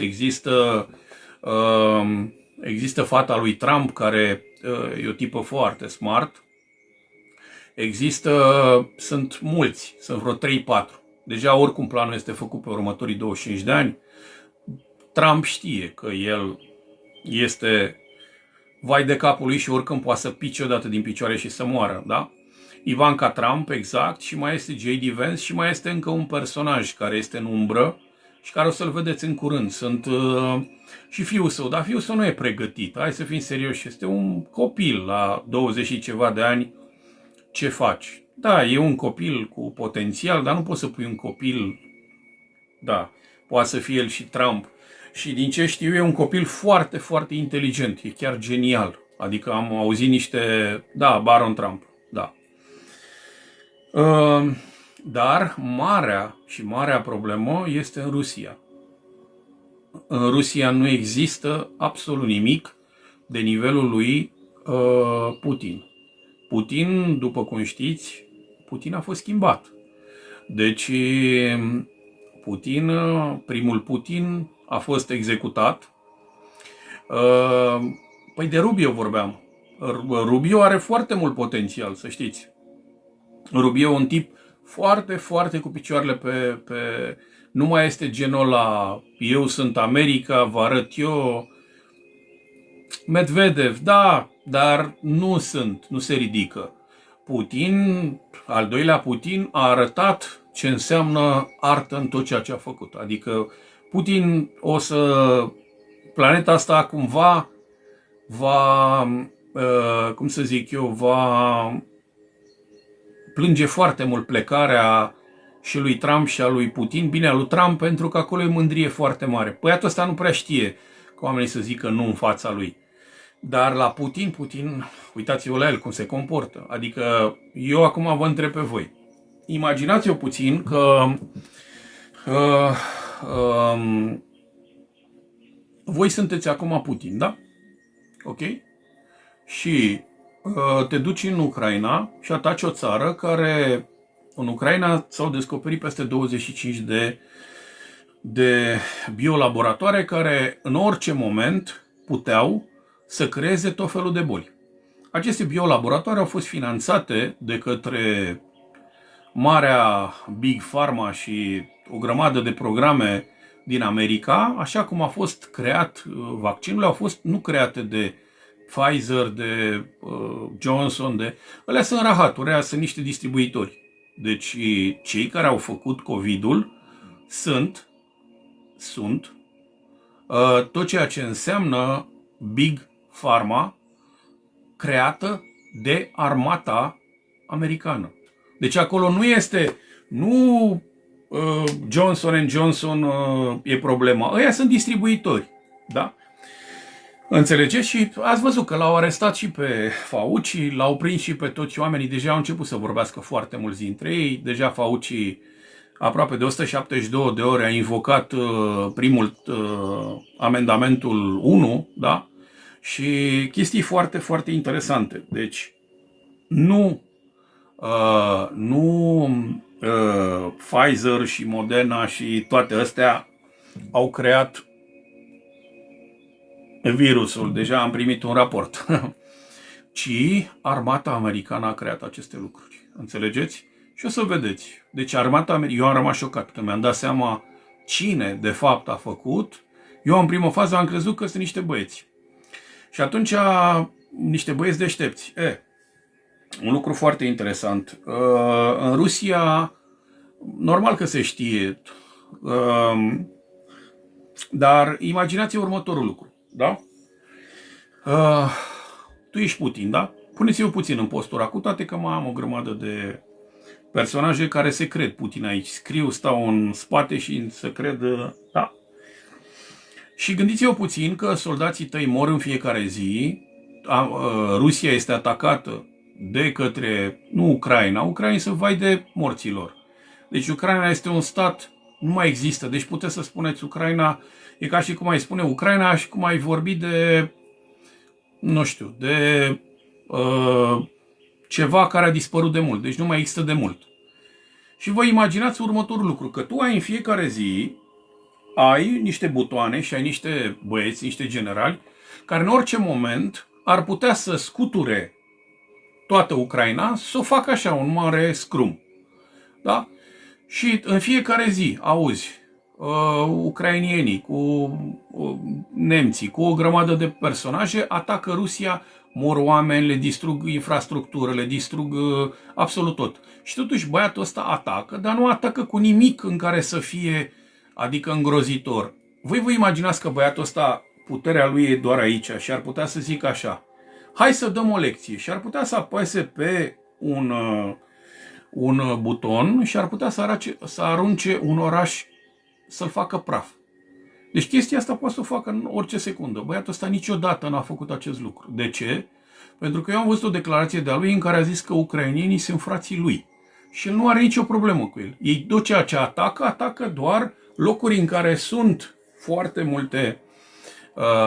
multe cum să zic eu, baze militare, tot felul. El nu atacă. Bine, au mai fost locuri care au atacat. Dar unii dintre ei au și spus: uite, am atacat acolo și, mă rog, datorită faptului că am lovit și alt bloc, pentru că acolo era o zonă, erau niște generali și așa a fost. Deci, ei aveau informațiile, dar nu poți, trebuie să fie și morți din astea. Dar el a spus: eu nu pot să arunc un oraș în aer, pentru că aș putea să-l arunc foarte ușor, pentru că acolo sunt frații mei. De ce? Pentru că rușii de acolo se trag, tot de acolo vin și un neam care se numesc, încep cu C-A-R, cu K, C-A-Z, mai bine, da? Care sunt de fapt una din băieții ăștia, una din familiile alea care conduc. De aici au plecat. Tot de aici au plecat niște cum să zic eu, strămoși de-ai lor, care s-au dus aproape în zona Moscovei și au fondat Rusia. Dar de aici au plecat. Și pentru Putin este ceva, cum să zic eu, ceva... E ca și cum ai distruge o țară a bunicilor tăi. E aceeași chestie pe care Traian, împăratul roman, a trăit-o pe vremuri când s-a dus în Dacia și el a spus: mă întorc în țara bunicilor mei și cuceresc țara bunicilor mei. Și spunea cu tristețe, spunea că e unul dintre cele mai grele momente ale vieții mele, că de fapt eu mă omor bunicii, străbunicii, neamurile. Da, înțelegeți? Bun. Legat de apă și de toate aceste lucruri, în viitorul foarte apropiat vor fi probleme mari cu apă. Deci, eu vă spun tuturor de pe acum, unii dintre voi poate o să glumiți, bună Gabriela, unii dintre voi o să glumiți, alții o să faceți mișto, tipic pentru unele persoane. Problema este că în momentul când lucrurile mai țineți minte, toți oamenii care vă spuneau la un moment dat cu COVID-ul, că e făcut în laborator, că nu e cercetat, adică că nu a fost testat, că tot ceea ce au spus băieții ăștia, tot ceea ce au spus, toate teoriile astea, știi, de speriau oamenii, tot a fost adevărat. Acum cine sunt idioții care tot spun de 5-6 ani: nu vă vaccinați, nu ascultați de tot felul de influencer, nu ascultați de tot felul de trădători, nu ascultați, vă uitați la ProTV și venea toate prezentatoarele de la ProTV și arătau ele cum se vaccinează, când vreodată, dacă vă porniți creierul, statul a dorit ca tu să fii bine. Statul niciodată n-a dorit să fii tu bine. Da? A dorit să fii sclavul perfect, astfel încât nici să nu mori, că dacă mori, da? Dar nici să nu trăiești foarte mult. Păi ați văzut ce s-a întâmplat cu pensionarii? Ați văzut cum tratează pensionarii? Pensionarii sunt niște rebuturi care trebuie aruncate la gunoi. Păi așa tratează o ființă umană? Păi dacă eu am lucrat 50 de ani pentru un stat și după aia eu sunt aruncat la gunoi, păi înseamnă că statul este complet, cum să zic eu, este un stat criminal. Da? Păi țările care își respectă bătrânii sunt țările cele mai bune. Uitați-vă puțin, uite, vă dau un exemplu. Știți că în Rusia, mamele care fac 5 sau 7 copii sunt declarate eroine. Deci mamele care fac, atenție, 5 sau 7 copii, că nu mai știu sigur, sunt declarate eroine, li se dă o medalie și primesc un fel de pensie toată viața, pentru că au adus mamei Rusia copii. De ce?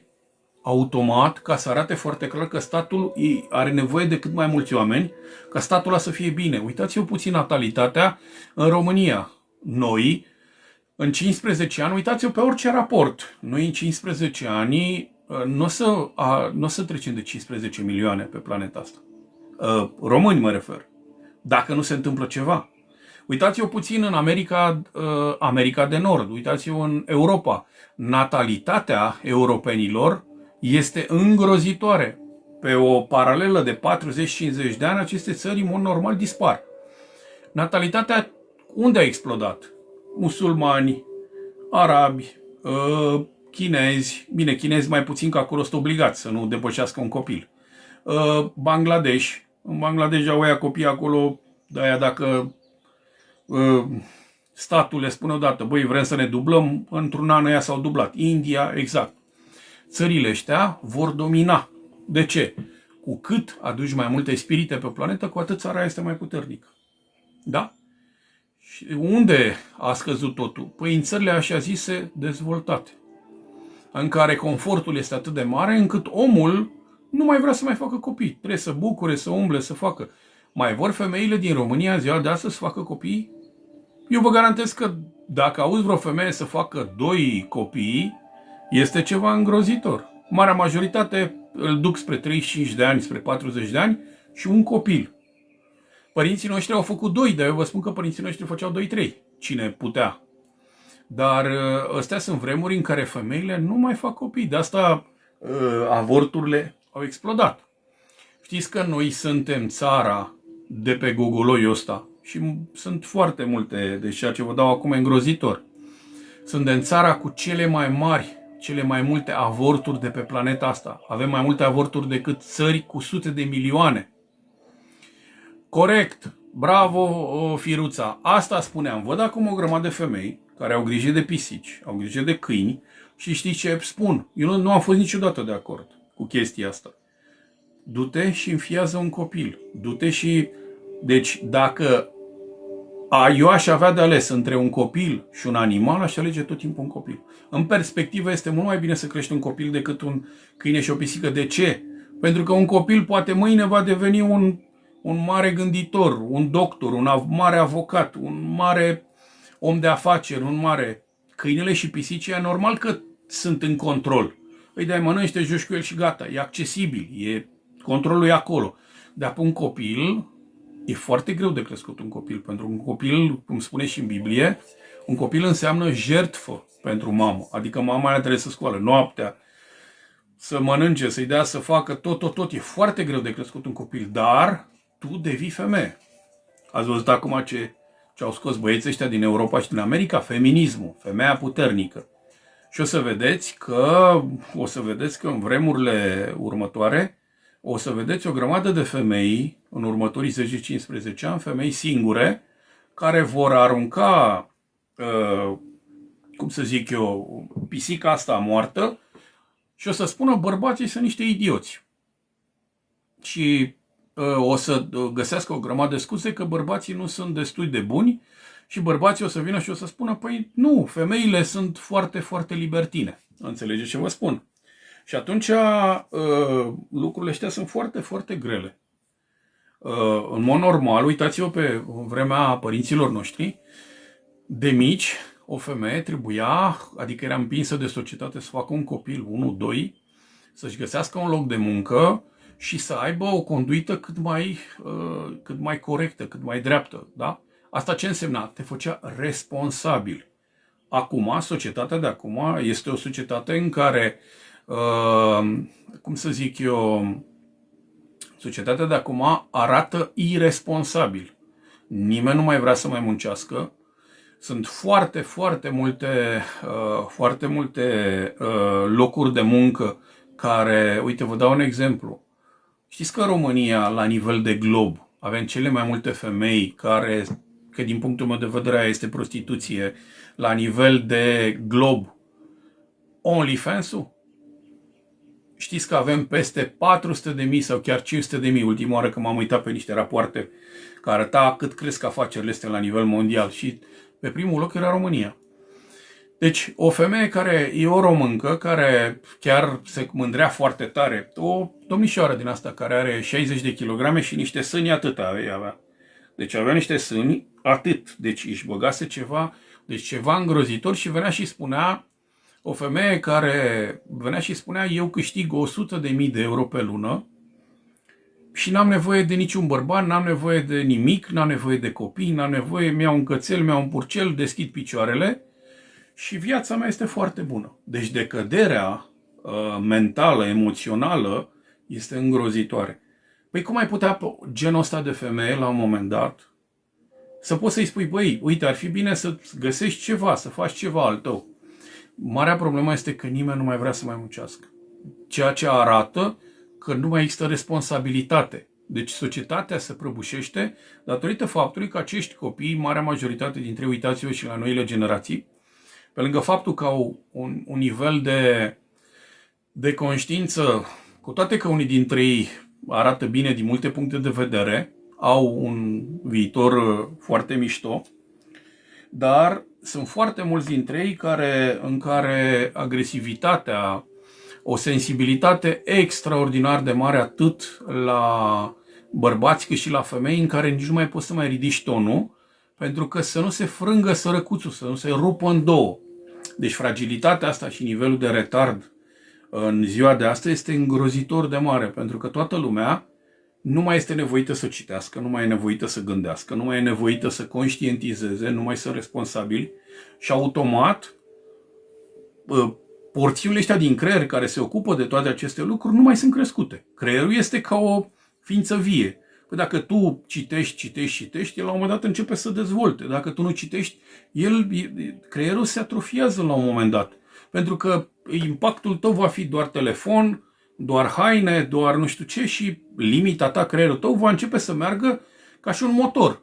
Păi tu dacă mergi cu un motor cu 30 la oră în continuu și nu îl folosești, la un moment dat, creierul la un moment dat o să meargă pe un fel de linie foarte, foarte joasă. Da? Și atunci oamenii devin din ce în ce mai obedienți. Deci uitați-vă puțin, retardul la nivel mondial este îngrozitor.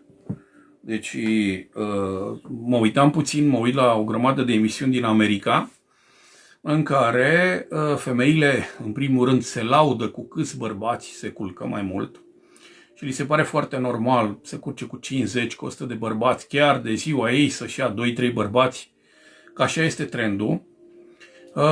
Băieții să fie cât mai, nu știu, cât mai masculini, cât mai bătăuși, cât mai... Și dacă îi întrebi pe ce continent sunt Statele Unite ale Americii, nu știu. Nu știu unde este Europa, nu știu ce reprezintă Japonia și n-au auzit de Turnul Eiffel, dar nu știu în ce continent este. Și nu știu care e diferența între un continent și o țară, nu știu care este diferența între un râu și un fluviu. Adică niște lucruri pe care eu le-am învățat la 1.8. Deci retardul ăsta din ziua de astăzi este îngrozitor. De ce? Pentru că acest retard, niște oameni care la un moment dat nu mai sunt responsabili, care nu muncesc, nu se dezvoltă, vor forma copii, foarte puțini dintre ei vor face copii, pentru că sau vor face copii, dar cu un nivel și mai jos. De ce? Pentru că vrei, nu vrei, din părintele din care tu vii, îți va da foarte mult din programele lui și din karma lui. Niște oameni care sunt de o sensibilitate extraordinară, l-a jignit cineva și cade într-o depresie, ceea ce este îngrozitor. Au probleme foarte, foarte mari de a se evidenția, de a ieși în față. Au probleme foarte mari pe partea asta emoțională. Da? M-am uitat acum mai nou, trendul ăsta cu femeia puternică și bărbatul slab. Bărbații sunt din ce în ce mai firavi. M-am uitat așa puțin pe stradă. Toți au părul ăla, zici că i-a aruncat cineva o claie de păr în cap, așa, ați văzut cum au părul ăla? Deci zici că niște oițe din alea netunse. Pe vremea mea, dacă era așa, te trimitea profesoara la tuns, da? Și spunea foarte clar, dom'le, pune și tu ceva în capul ăla acolo, da? Acum lucrurile arată o decădere morală, emoțională, mentală îngrozitoare. Și pe fondul acesta ne întrebăm de ce se întâmplă atât de multe lucruri în viața noastră. Păi este foarte simplu. Știți că în ultima săptămână o să vă dau niște știri care o să vă, cum să zic, o să vă șocheze pe unii dintre voi. Știți că cercul de foc al Pacificului s-a trezit? Știți că în ultima săptămână avem 187 de cutremure peste magnitudinea de 4. Nu știu dacă vă dați seama ce înseamnă asta. Niciodată în istoria omeniei n-au fost atâtea cutremure și practic toată centura de foc a Pacificului s-a trezit și oricând. Asta ce înseamnă? Înseamnă că din punct de vedere al evoluției arată foarte clar că această planetă se schimbă foarte, foarte mult. Și atunci pe mine nu m-ar mira ca în viitorul foarte, foarte apropiat să se schimbe niște lucruri foarte mult la nivelul acestei planete. Adică acolo unde vedeți voi țări, s-ar putea să fie acoperite de apă și acolo unde vedeți apă s-ar putea să fie continent. Deci s-ar putea în următorii 20-30 de ani să vedeți țări care vor fi evacuate, țări care nu vor mai putea să mai cum să zic, să mai poți să mai trăiești acolo, cum este Japonia și cum este Olanda, în care dacă nivelul mării va crește mai mult sau dacă vor veni niște cataclisme, da, s-ar putea să fie pur și simplu inundate și să nu mai poată să scoată nimeni. Vreau să vă spun doar atâta că această nebunie care există în momentul de față pe această planetă este dată datorită haosului care se află în mintea și în sufletul oamenilor. Deci războiul care este în momentul de față în Ucraina, războiul care este în Iran și o să mai vedeți că vor mai apărea războaie și dintre Bangladesh și partea aceea a lor și India și multe alte zone aceea deja mustește, e foarte, foarte aproape. Și între Turcia și Israel posibil să izbucnească un război, dar un război care va fi îngrozitor, pentru că Erdogan nu știe adică nu are bunul simț pe care l-a avut alții. Erdogan nu este ca și Putin, în care se gândește la oameni care la fel sunt niște spirite care au făcut, cum să zic eu, au creat BRICS-ul astfel încât ca omul să conducă, nu ca ei să conducă.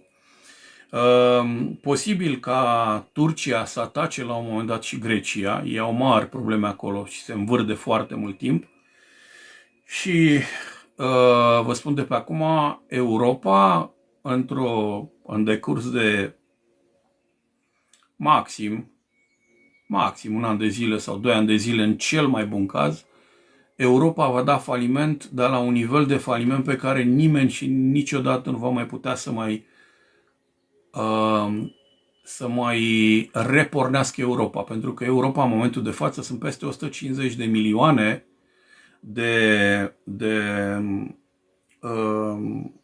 cum să zic, imigranți.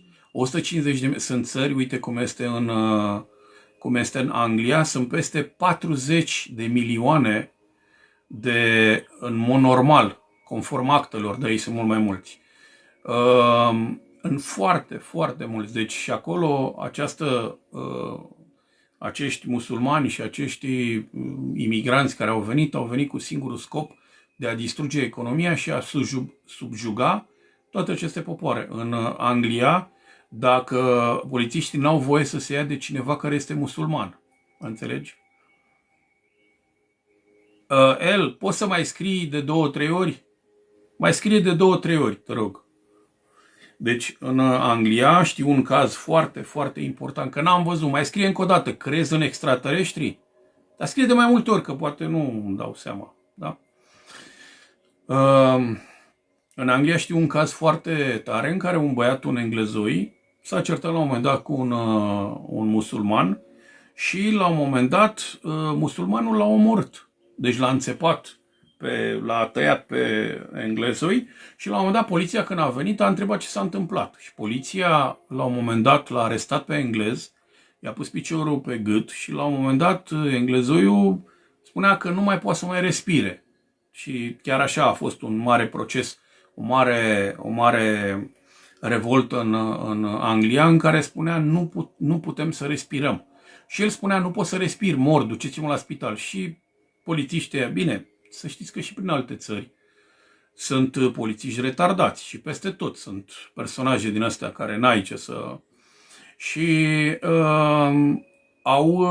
asta s-a întâmplat. Deci ei, în loc să-l aresteze pe musulman, l-au arestat pe englez și englezul a murit. Asta ca idee.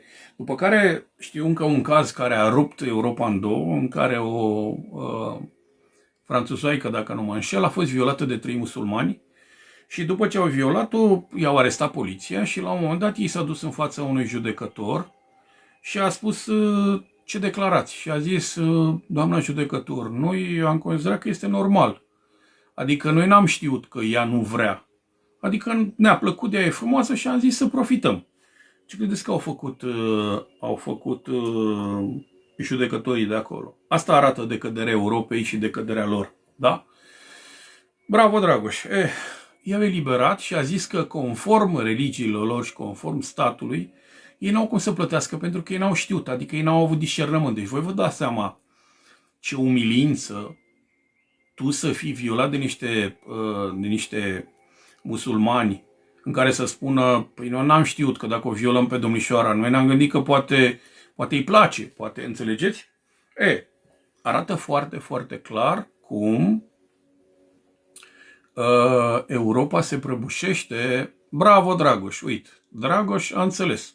Eu nu pot să spun toate numele ăștia, pot să vă spun de atât, căutați, este o carte foarte specială, se numește Planul CAL și restul citiți aici la Dragoș.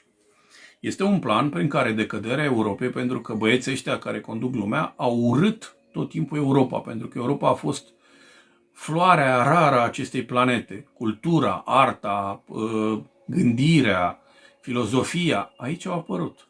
În Grecia, în toate aceste țări. De asta au fost niște imperii, Imperiul Grec, Imperiul Roman, Imperiul Englez, Imperiul Portughez, Imperiul Belgian, Imperiul francez, toți au fost imperii. De ce? Pentru că niște țări foarte speciale. Și în momentul de față ei au zis că aceste țări trebuie rupte în bucăți și distruse, pentru că cum poate să aibă toată avuția și toată puterea asta să o aibă ei. Și asta și-au dorit băieții ăștia și se pare că nimic nu îi mai poate salva. Din punctul meu de vedere, cele mai afectate în următoarele 6 luni, an de zile, sunt Italia și Spania. Acolo sunt niște schimbări îngrozitoare și Groenlanda va fi cucerită de către Trump, o va lua sub o formă sau alta, deja este luată. România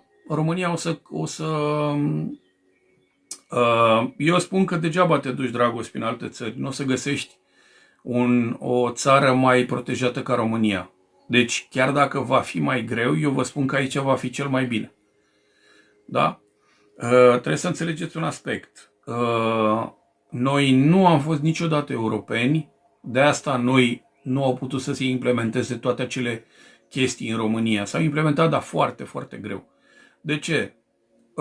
Ok, du-te, dar cheamă aici în România. Eu credem că aici este viitorul. Anglia este în declin îngrozitor. Franța, Spania, Germania, totul.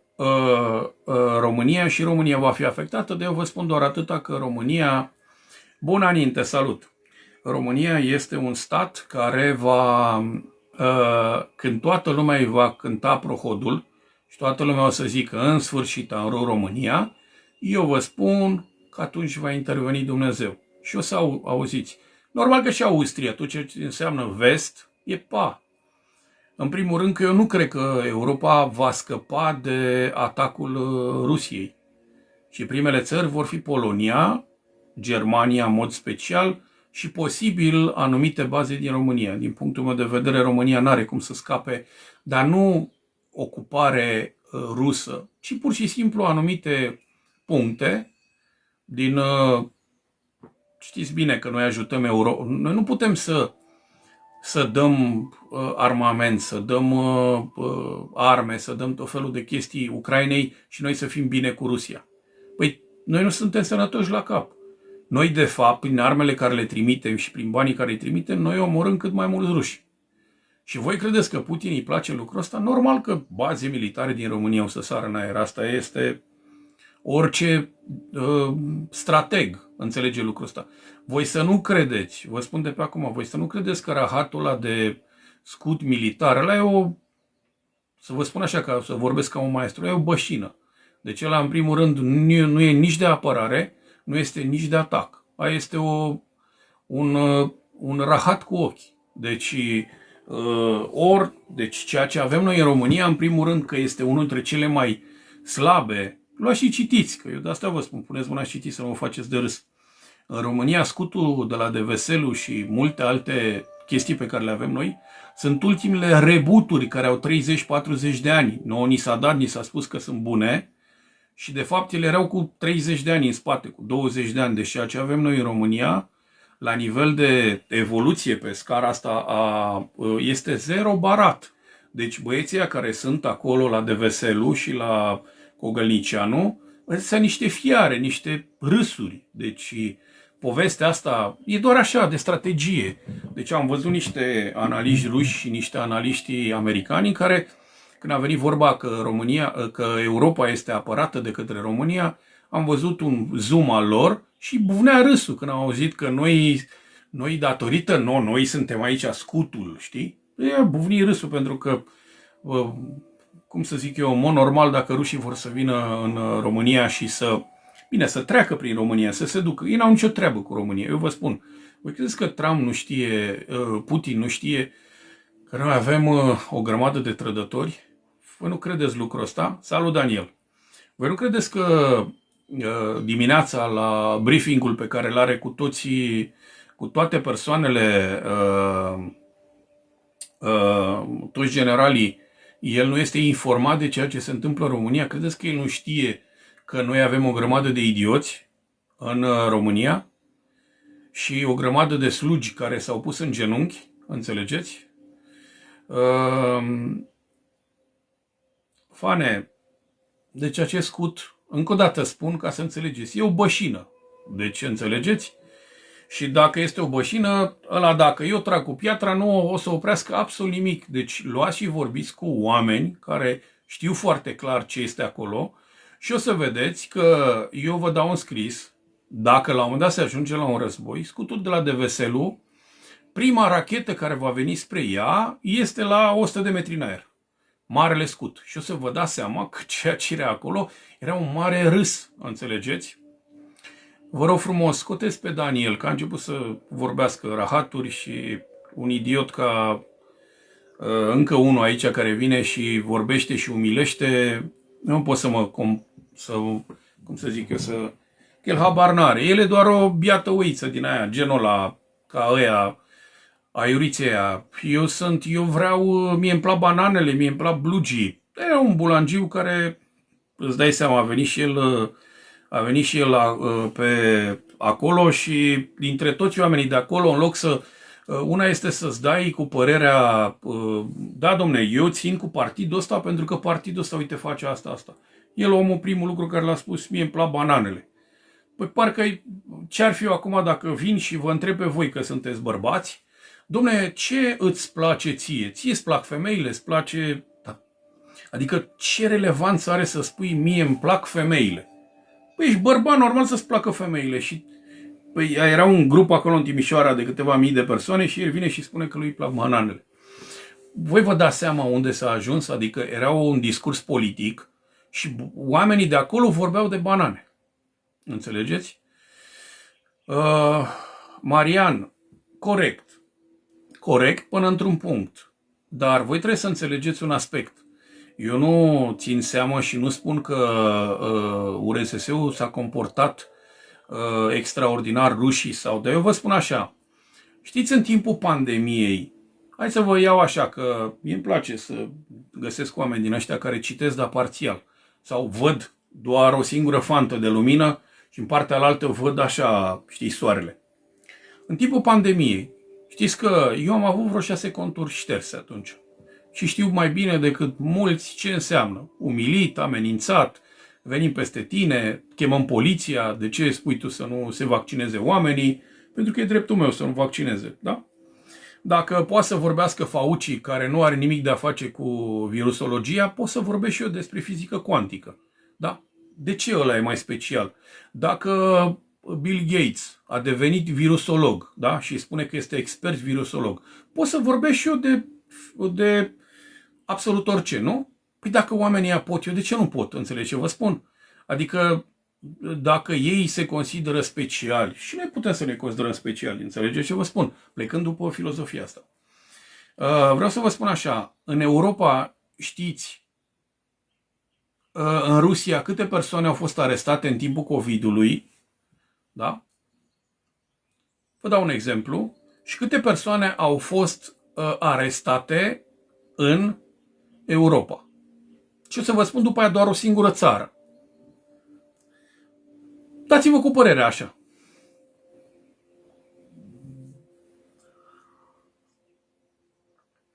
Hai că o să vă spun eu. În timpul pandemiei au fost undeva între 20 și 30 de persoane arestate în Rusia contra pandemiei. Oameni care spuneau tot felul de lucruri. Știi câte persoane au fost arestate? Băi, oameni buni, arestate, nu avertizate, arestate în Anglia? Dați-vă așa o sumă, nu știu, 2, 3, 5, 10, 1000, 1.000.000. Câte persoane au fost arestate în Anglia? Special pentru că vedeau altfel lucrurile. 3200. 3200. Uite, cel mai apropiat este făcut din 3200. Și acum vă mai întreb eu. Rusia, între 20 și 30, că nu erau clar, da? Și doar în Anglia, într-o singură țară, 3000 și ceva. Unde este libertatea? Da? Eu vă spun doar Anglia. Luați și citiți Franța. Ia și citiți Germania și o să vedeți că se sare peste 15.000 de persoane arestate, da? La care li s-a făcut dosare în timpul pandemiei. Știți cele mai multe amenzi de pe globul ăsta în ce țară au fost date? Că eu de asta vreau să mă adresez băieților ăsta care citesc, dar citesc doar prostii. Eu nu țin nici cu unul, nici cu altul, dar pe mine nu mă interesează adevărul. Bravo făcut din. Uite, în sfârșit, România avem vreo 200 și ceva de milioane de euro amenzi. Deci încă o dată vă spun, de pe tot gogoloiul ăsta, singura țară și cea mai, cum să zic eu, cea mai amendată țară de pe planeta asta a fost România cu vreo 250 și ceva de milioane de euro pe această planetă. Unde este dictatura? Rusia, 20-30 de persoane, oficial. Deci eu au spus, nu. Și în toată Europa, peste 15.000 de arestați. Unde este dictatura? Unde este decăderea din toate punctele de vedere? Ei, oameni buni, voi nu știu dacă vă dați seama, dar unii oameni gândesc, vorbesc, eu nu, pe mine mă doare fix undeva. Eu sunt român. Pe mine nu mă interesează nici în Rusia. Marian, vorbești prostii, dar normal că sunt împinse de la etaj, dar tu habar n-ai pentru că tu nu citești. Oamenii care sunt împinși de la etaj, hai să-ți explic eu ție, că eu văd că ești un om în vârstă și e păcat că ajungi să albește părul în cap, dar nu citești.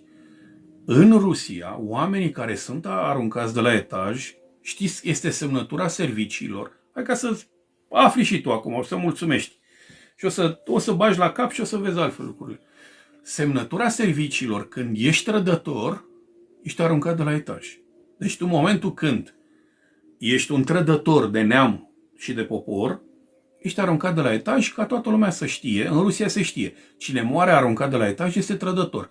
Ori a fost spion, ori a făcut nu știu ce, spionaj industrial, spionaj, deci tot. Nu mai generaliza și mai vorbi că oamenii sunt aruncați de la etaj. Trădătorii sunt aruncați de la etaj. Așa că, hai să nu mai... Că eu sunt foarte bine informat. Deci, crede-mă, Mihai, și te faci de râs, că aici, uite, sunt vreo 225 de persoane. Eu nu spun că sunt un om din ăsta să țin cu... Eu nu țin cu nimeni, eu țin cu adevărul. Eu sunt român. Pe mine mă interesează, pe mine mă doare fix undeva și de Rusia, și de China, și de Franța, și de Anglia, de toți. Pe mine mă interesează de România. Dar înainte de toate, pe mine mă interesează adevărul dincolo de orice minciună. Și eu nu iau și citesc. Uite ce a zis ăsta, uite ce a făcut asta. Înțelegeți? În curând, Elena, în 5 minute o să ne apucăm de ele. Da? Înțelegeți? Deci este foarte important. Și cu asta termin, în 2 minute termin. În România vreau să vă spun că vreau să vă spun doar atâta și vă recomand tuturor câteva lucruri și după care o să mă opresc, o să vorbesc puțin despre inițierea pe care o să o avem. Deci avem așa. Vă spun tuturor, cumpărați-vă teren, dacă aveți o casă acolo, faceți-vă o fântână. Dar o fântână cât mai adâncă. Dacă până acum aveați fântâna de 5 metri, faceți-o la 10 metri. Apa va ieși, se va retrage mult mai mult în pământ față de acum, pentru că temperatura din interiorul acestei plante este mult mai mare. Și cumva apa se evaporă într-un mare, adică mult mai rapid, apa dulce. În viitorul foarte apropiat, voi trebuie să înțelegeți că, da, tu vorbești ca să fii sigur, la 110-120 știu, și pe la 80 de metri e foarte bine, dar nu toată lumea își permite să facă puțuri la 80. Alea sunt mai mult industrial, pentru ferme, pentru în care trebuie foarte mult, da? Și atunci voi trebuie să înțelegeți un lucru foarte important. Nici acolo să știi că nu e apa foarte curată, pentru că depinde ce puțuri ai, pentru că dacă ai un puț plin de sulf și vrei să bei apa aia, nu știu cât de bună este. Sau nivele de mangan foarte mari. Asta spun ca idee pentru că am citit foarte mult despre partea asta, da? Și atunci, eu vă spun doar atât, în viitorul foarte apropiat, anul ăsta care va veni, de fapt toamna și iarna asta care va veni, o să fie o iarnă și o toamnă grea pentru noi, pentru că va fi prima în care o să avem probleme foarte mari. Incapacitatea de plată în România a intrat. Deci ceea ce auziți voi acum, tot felul de agenții care spun că România ne-a intrat în incapacitate de plată, România este intrată în incapacitate de plată, dar nu se dorește să se afle. Adică este bravo, este în junk, este de câteva luni de zile, dar nu se spune ca trădătorii ăștia care sunt acum în guvern să nu fie luați la sulițe și la bâte și la topoare de către oameni. România este în junk și trebuie să ne trezim. Bun, în toamnă, România va intra în incapacitate de plată. Incapacitate de plată, știți ce înseamnă? Pensiile nu se vor mai da, salariile la stat nu se vor mai da. Și industria și economia o să se ducă la un nivel îngrozitor. Inflația va exploda. Și atunci, exact ce a fost la greci. Doar că la greci a venit FMI-ul și au fost ajutați să nu dea faliment, pentru că Grecia totuși e o țară foarte bună. Nu va fi neapărat jale. Hai să vă spun ceva, că unii dintre băieți deștepți aici, pe pagina asta. România a mai intrat în incapacitate de plată, dar nouă nu ne place să căutăm. În 1931, România a intrat în incapacitate de plată. Luați și citiți că istoria este... De-aia noi uităm lucrurile astea. Și după ce a intrat în incapacitate de plată, am avut un guvern extraordinar, care în câțiva ani a pus România pe picioare și România a explodat. Da? Deci, problema este în momentul de față, România este în junk și România va intra în incapacitate de plată, dar perioada aia foarte îngrozitoare o să fie cam în toamnă, înțelegeți? Și dacă este în toamnă, s-ar putea să ne pregătim și s-ar putea la un moment dat, dacă totul pică, să pice și curentul, să pice foarte multe lucruri. Și atunci, fântână cât mai adâncă. Foarte important să ai apă. N-ai apă, ești mâncat. O sobă pe lemne. Faceți-vă sobe. Lăsați povestea asta. Am gaze, S-ar putea să vă plângă copiii, să vă privească în ochi și soția și să spună că ești idiot. Eu mă adresez bărbaților acum. faceți-vă sobe pe lemne în casă. Nu trebuie 10 sobe, o sobă în casă, în care vă puneți patul acolo și treceți peste iarnă. Da? Nu o să se interzică. În România nu se poate. În alte țări se vor interzice. Nu se ajunge la nivelul ăsta. O să vedeți că Europa va pica. Problema este să mai rezistăm un an, doi. Bine, noi vom rezista pentru că oricum noi rezistăm. Suntem mai dracu de rezistenți de sute de ani, de mii de ani. Înțelegeți? Bun. Alt lucru. Dacă aveți bani prin bănci, când o țară intră în incapacitate de plată, băncile și economia se vor duce în cap. Ce înseamnă că se vor duce în cap? Înseamnă că banii pe care îi aveți voi, statul, eu vreau să vă spun să fiți deștepți. Să fiți deștepți că voi sunteți frații mei, sunteți români și trebuie să fiți deștepți. Pentru că noi tot timpul România am fost mai deștepți. Hai să vă spun un lucru. Eu nu pot să vă spun să vă dau mură în gură, pentru că dacă spun, mă incriminez pe mine. Voi sunteți deștepți și înțelegeți. Când statul intră în incapacitate de plată, știți ce poate să facă? Că mulți nu știu. Toți banii care sunt în bănci, statul ia. Încă o dată vă spun, când țara intră în incapacitate de plată, toate conturile din România cu bani, statul ia și îi folosește și spune trebuie să repunem economia, trebuie să facem, trebuie să trecem. Și atunci pornim creierul. Înțelegeți? Și s-ar putea ca voi să rămâneți și să se aleagă praful și să stați și să vedeți că aveți sute de milioane sau nu știu ce chestii și să nu mai aveți nimic. Deci asta aveți de făcut. Dacă sunteți deștepți, dacă sunteți ăia, pe mine nu mă interesează, dacă aveți milioane, aveți, nu e problemă. Dar eu vă spun că s-ar putea să fie probleme mari. Da? Bun. Mă opresc aici cu geopolitica. Acum voi vorbi despre o inițiere foarte, foarte importantă care se numește, voi vorbi mai mult de pe partea spirituală, pentru că am vorbit de partea asta geopolitică, dar este foarte important să înțelegem și latura aceasta spirituală de evoluție. Voi trebuie să știți că în momentul când vin vremuri din astea foarte grele, karma pe care o avem noi ne poate afecta foarte, foarte mult. Și atunci, cu cât stai mai bine mental, emoțional și din punct de vedere al karmei în momente din astea foarte grele, cu atât vei trece mult mai ușor și vei putea să spargi blocajele care apar această perioadă. Eu vă spun că până în 2033 nicio țară nu va fi bine din punctul ăsta de vedere. Deci vreau să vă spun că tot ceea ce înseamnă decădere din toate punctele de vedere, se poate trece și prin foamete, se poate trece prin foarte multe lucruri, dar nu așa cum s-au întâmplat odată. În Europa de vest, da. Dar în România nu, pentru că România are pământuri foarte bune. Acolo unde ai pământ, acel popor a scăpat, da? Gabriela, da.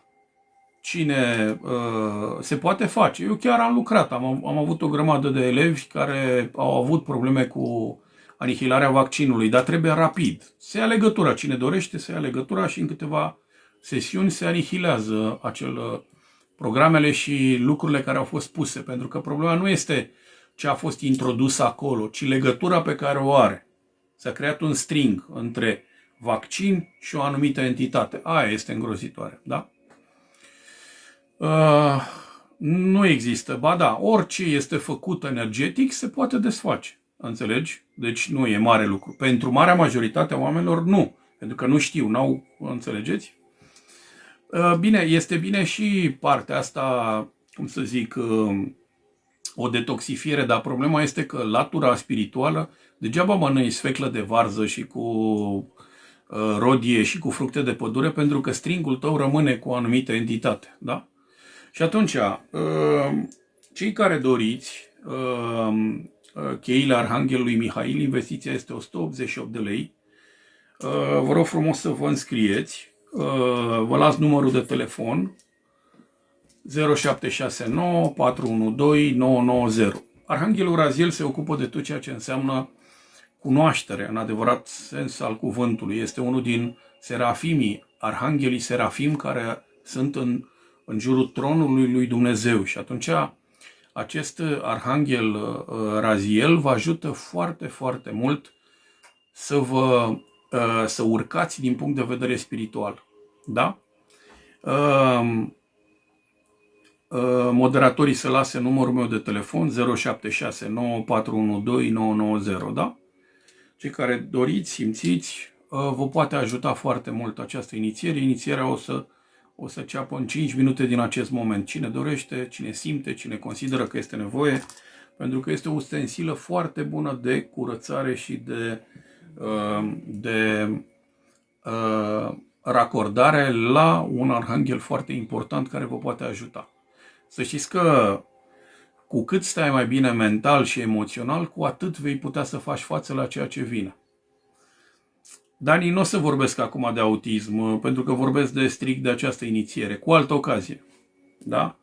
Dăm aici, du-te acolo și intră pe inimioara aia și dă urmărire și rămâi aici și o să afli și acest răspuns. Da? Cei care doriți, lăsați mesaje în curând, deci la și 15 minute vom începe inițierea, da? De ce sunt importante? Pentru că o inițiere este de fapt un racordaj la un arhanghel și legătura cu acel arhanghel este mult mai puternică. De ce arhanghelii? Pentru că arhanghelii tot timpul sunt acele spirite din lumea spirituală care ne ajută mult mai mult și automat vor debloca foarte mult lucruri din viața noastră care ne vor ajuta. Păi lăsați mesaj pe numărul ăsta de telefon și acolo o să vă ghidez, da? Pe WhatsApp, Gabriela, da? Bun, la final o să primiți un PDF și o să vă explic cum puteți să lucrați cu aceste energii, da? Deci Arhanghelul Raziel, pentru că Arhanghelul Raziel vă conectează la tot ceea ce este ocult, la tot ceea ce este adevărat. Este un arhanghel serafim, adică foarte puternic, față de alți arhangheli care, mă rog, sunt cunoscuți. Este cel care îți dă acces la tot ceea ce înseamnă cunoaștere ocultă, tot ceea ce care este în umbră, ce care nu este pentru toată lumea, cei care sunt și aleg calea evoluției. Așa să pup icoane și să aprinzi câte o lumânare și să consider că vine Iisus și vine Fecioara Maria să mă salveze, e pământul plin de genul ăsta de oameni și vin supărați, nefericiți și mor și mai supărați și mai nefericiți. Și uitați-vă puțin la bunicii noștri. Marea majoritate dintre ei au trăit într-o sărăcie lucie. Deci nici n-au știut sărăcuții. Toată viața au muncit pământul și se rugau câteodată să plouă. Ei n-au știut și ei să dezvolte ceva. De ce? Pentru că nivelul lor mental și emoțional nu era unul ridicat. Da? Și de asta vă spun, haideți să ne schimbăm felul cum gândim, hai să ne schimbăm felul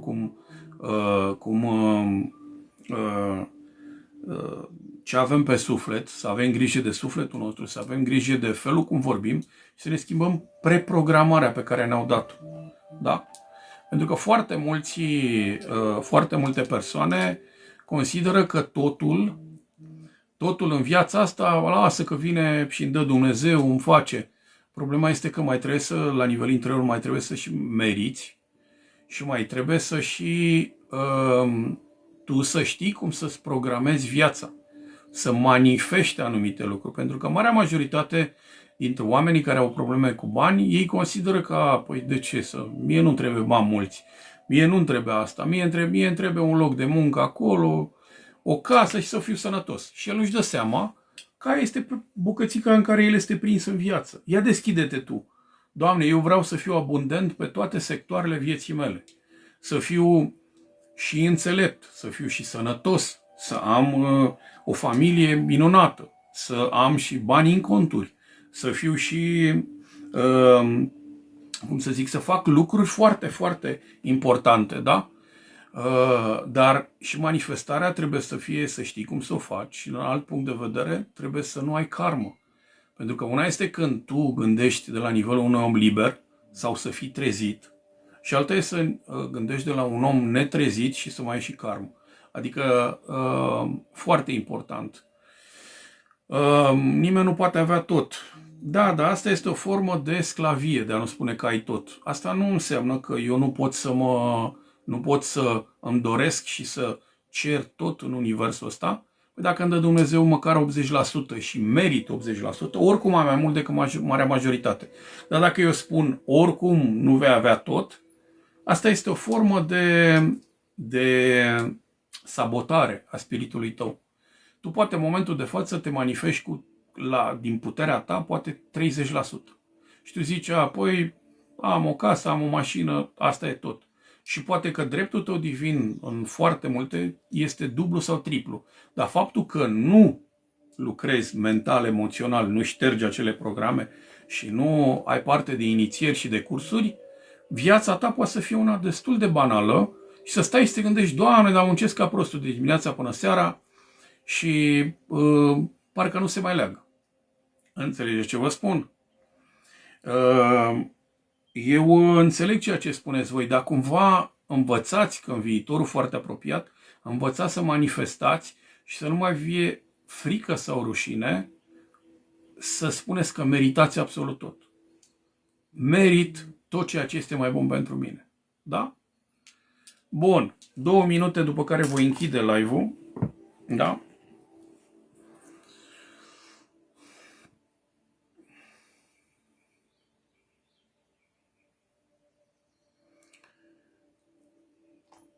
Firuța, bai foarte multe lucruri cu tine. Tu aici gândești doar din punct de vedere material. Tot binele care l-ai făcut îl iei cu tine. Toate adevărurile pe care le-ai înțeles le iei cu tine. Toate gesturile frumoase și tot ceea ce ai făcut tu pe partea aceasta de a evolua alte ființe le iei cu tine. Deci că nu-ți iei casa, mașina, soțul, bărbatul, amantul sau alte lucruri, ăștia nu vei putea să le iei, dar iei lucrurile esențiale. Iei lecțiile pe care le-ai înțeles, iei cunoașterea pe care ai înțeles, iei înțelepciunea pe care ai înțeles. Și lucrurile ăștia sunt bază. Noi nu venim aici doar pentru bani, casă, mașină și mă duc, mă bag în 4 blăni și am murit. Gândești aici, vezi că aici gândești destul de simpluț, înțelegi? Da? Corect. Făcudin, uite, îmi place Făcudin. Îmi place cum gândește. În momentul de față, omenirea se îndreaptă spre 5D. Bine, poarta a fost deschisă spre 5D, dar aceste porți sunt niște densități ale nivelului de conștiință și aceste densități poți să ajungi acolo doar dacă tu ai un anumit nivel minim de a putea fi primit în 5D. Sunt oameni care au intrat deja în 4D, dar sunt aproape 70% în 3D. Deci aproape 70% din planeta asta stă în durere, în tristețe, în foarte multe lucruri îngrozitoare și în care viața este suferință, viața e grea, urăsc viața, urăsc tot. Și ăștia sunt oamenii. Și eu vă spun că în viitorul foarte apropiat, începând din această vară, nu se mai acceptă oamenii care nu se schimbă. Deci tot ceea ce vedeți voi în momentul de față, oamenii care au o gândire simplistă, care nu fac nimic din punct de vedere spiritual, nu o să mai poată să nu se mai poate să mai stea pe această planetă. Făcut din Terra este în 7D deja. Să știi. Deci a ajuns foarte sus. De-aia sunt schimbările ăștia. De-aia sunt cutremure, de-aia sunt vulcani. Ea se schimbă foarte mult ca să devină exact cum este în 7D. Nu mai este cum e în 3D. De-aia în 3D era statică. Înțelegi? Da, am cercetat asta. Bun, dragilor, v-am spus, cine dorește inițierea, eu acum o să închid live-ul. Vă salut cu drag. Toți cei care vreți să vedeți acest live, intrați pe Șerban Ionuț Cătălin pe YouTube, dați urmărire. Puteți să mă găsiți și pe Facebook, Șerban Ionuț Cătălin. Și acolo o să pun foarte multe lucruri, algoritmii, înregistrări, sfaturi, foarte multe lucruri. Deci intrați pe YouTube Șerban Ionuț Cătălin și intrați pe Facebook Șerban Ionuț Cătălin și dați urmărire, da? Bine, să vă fie de folos, cu drag!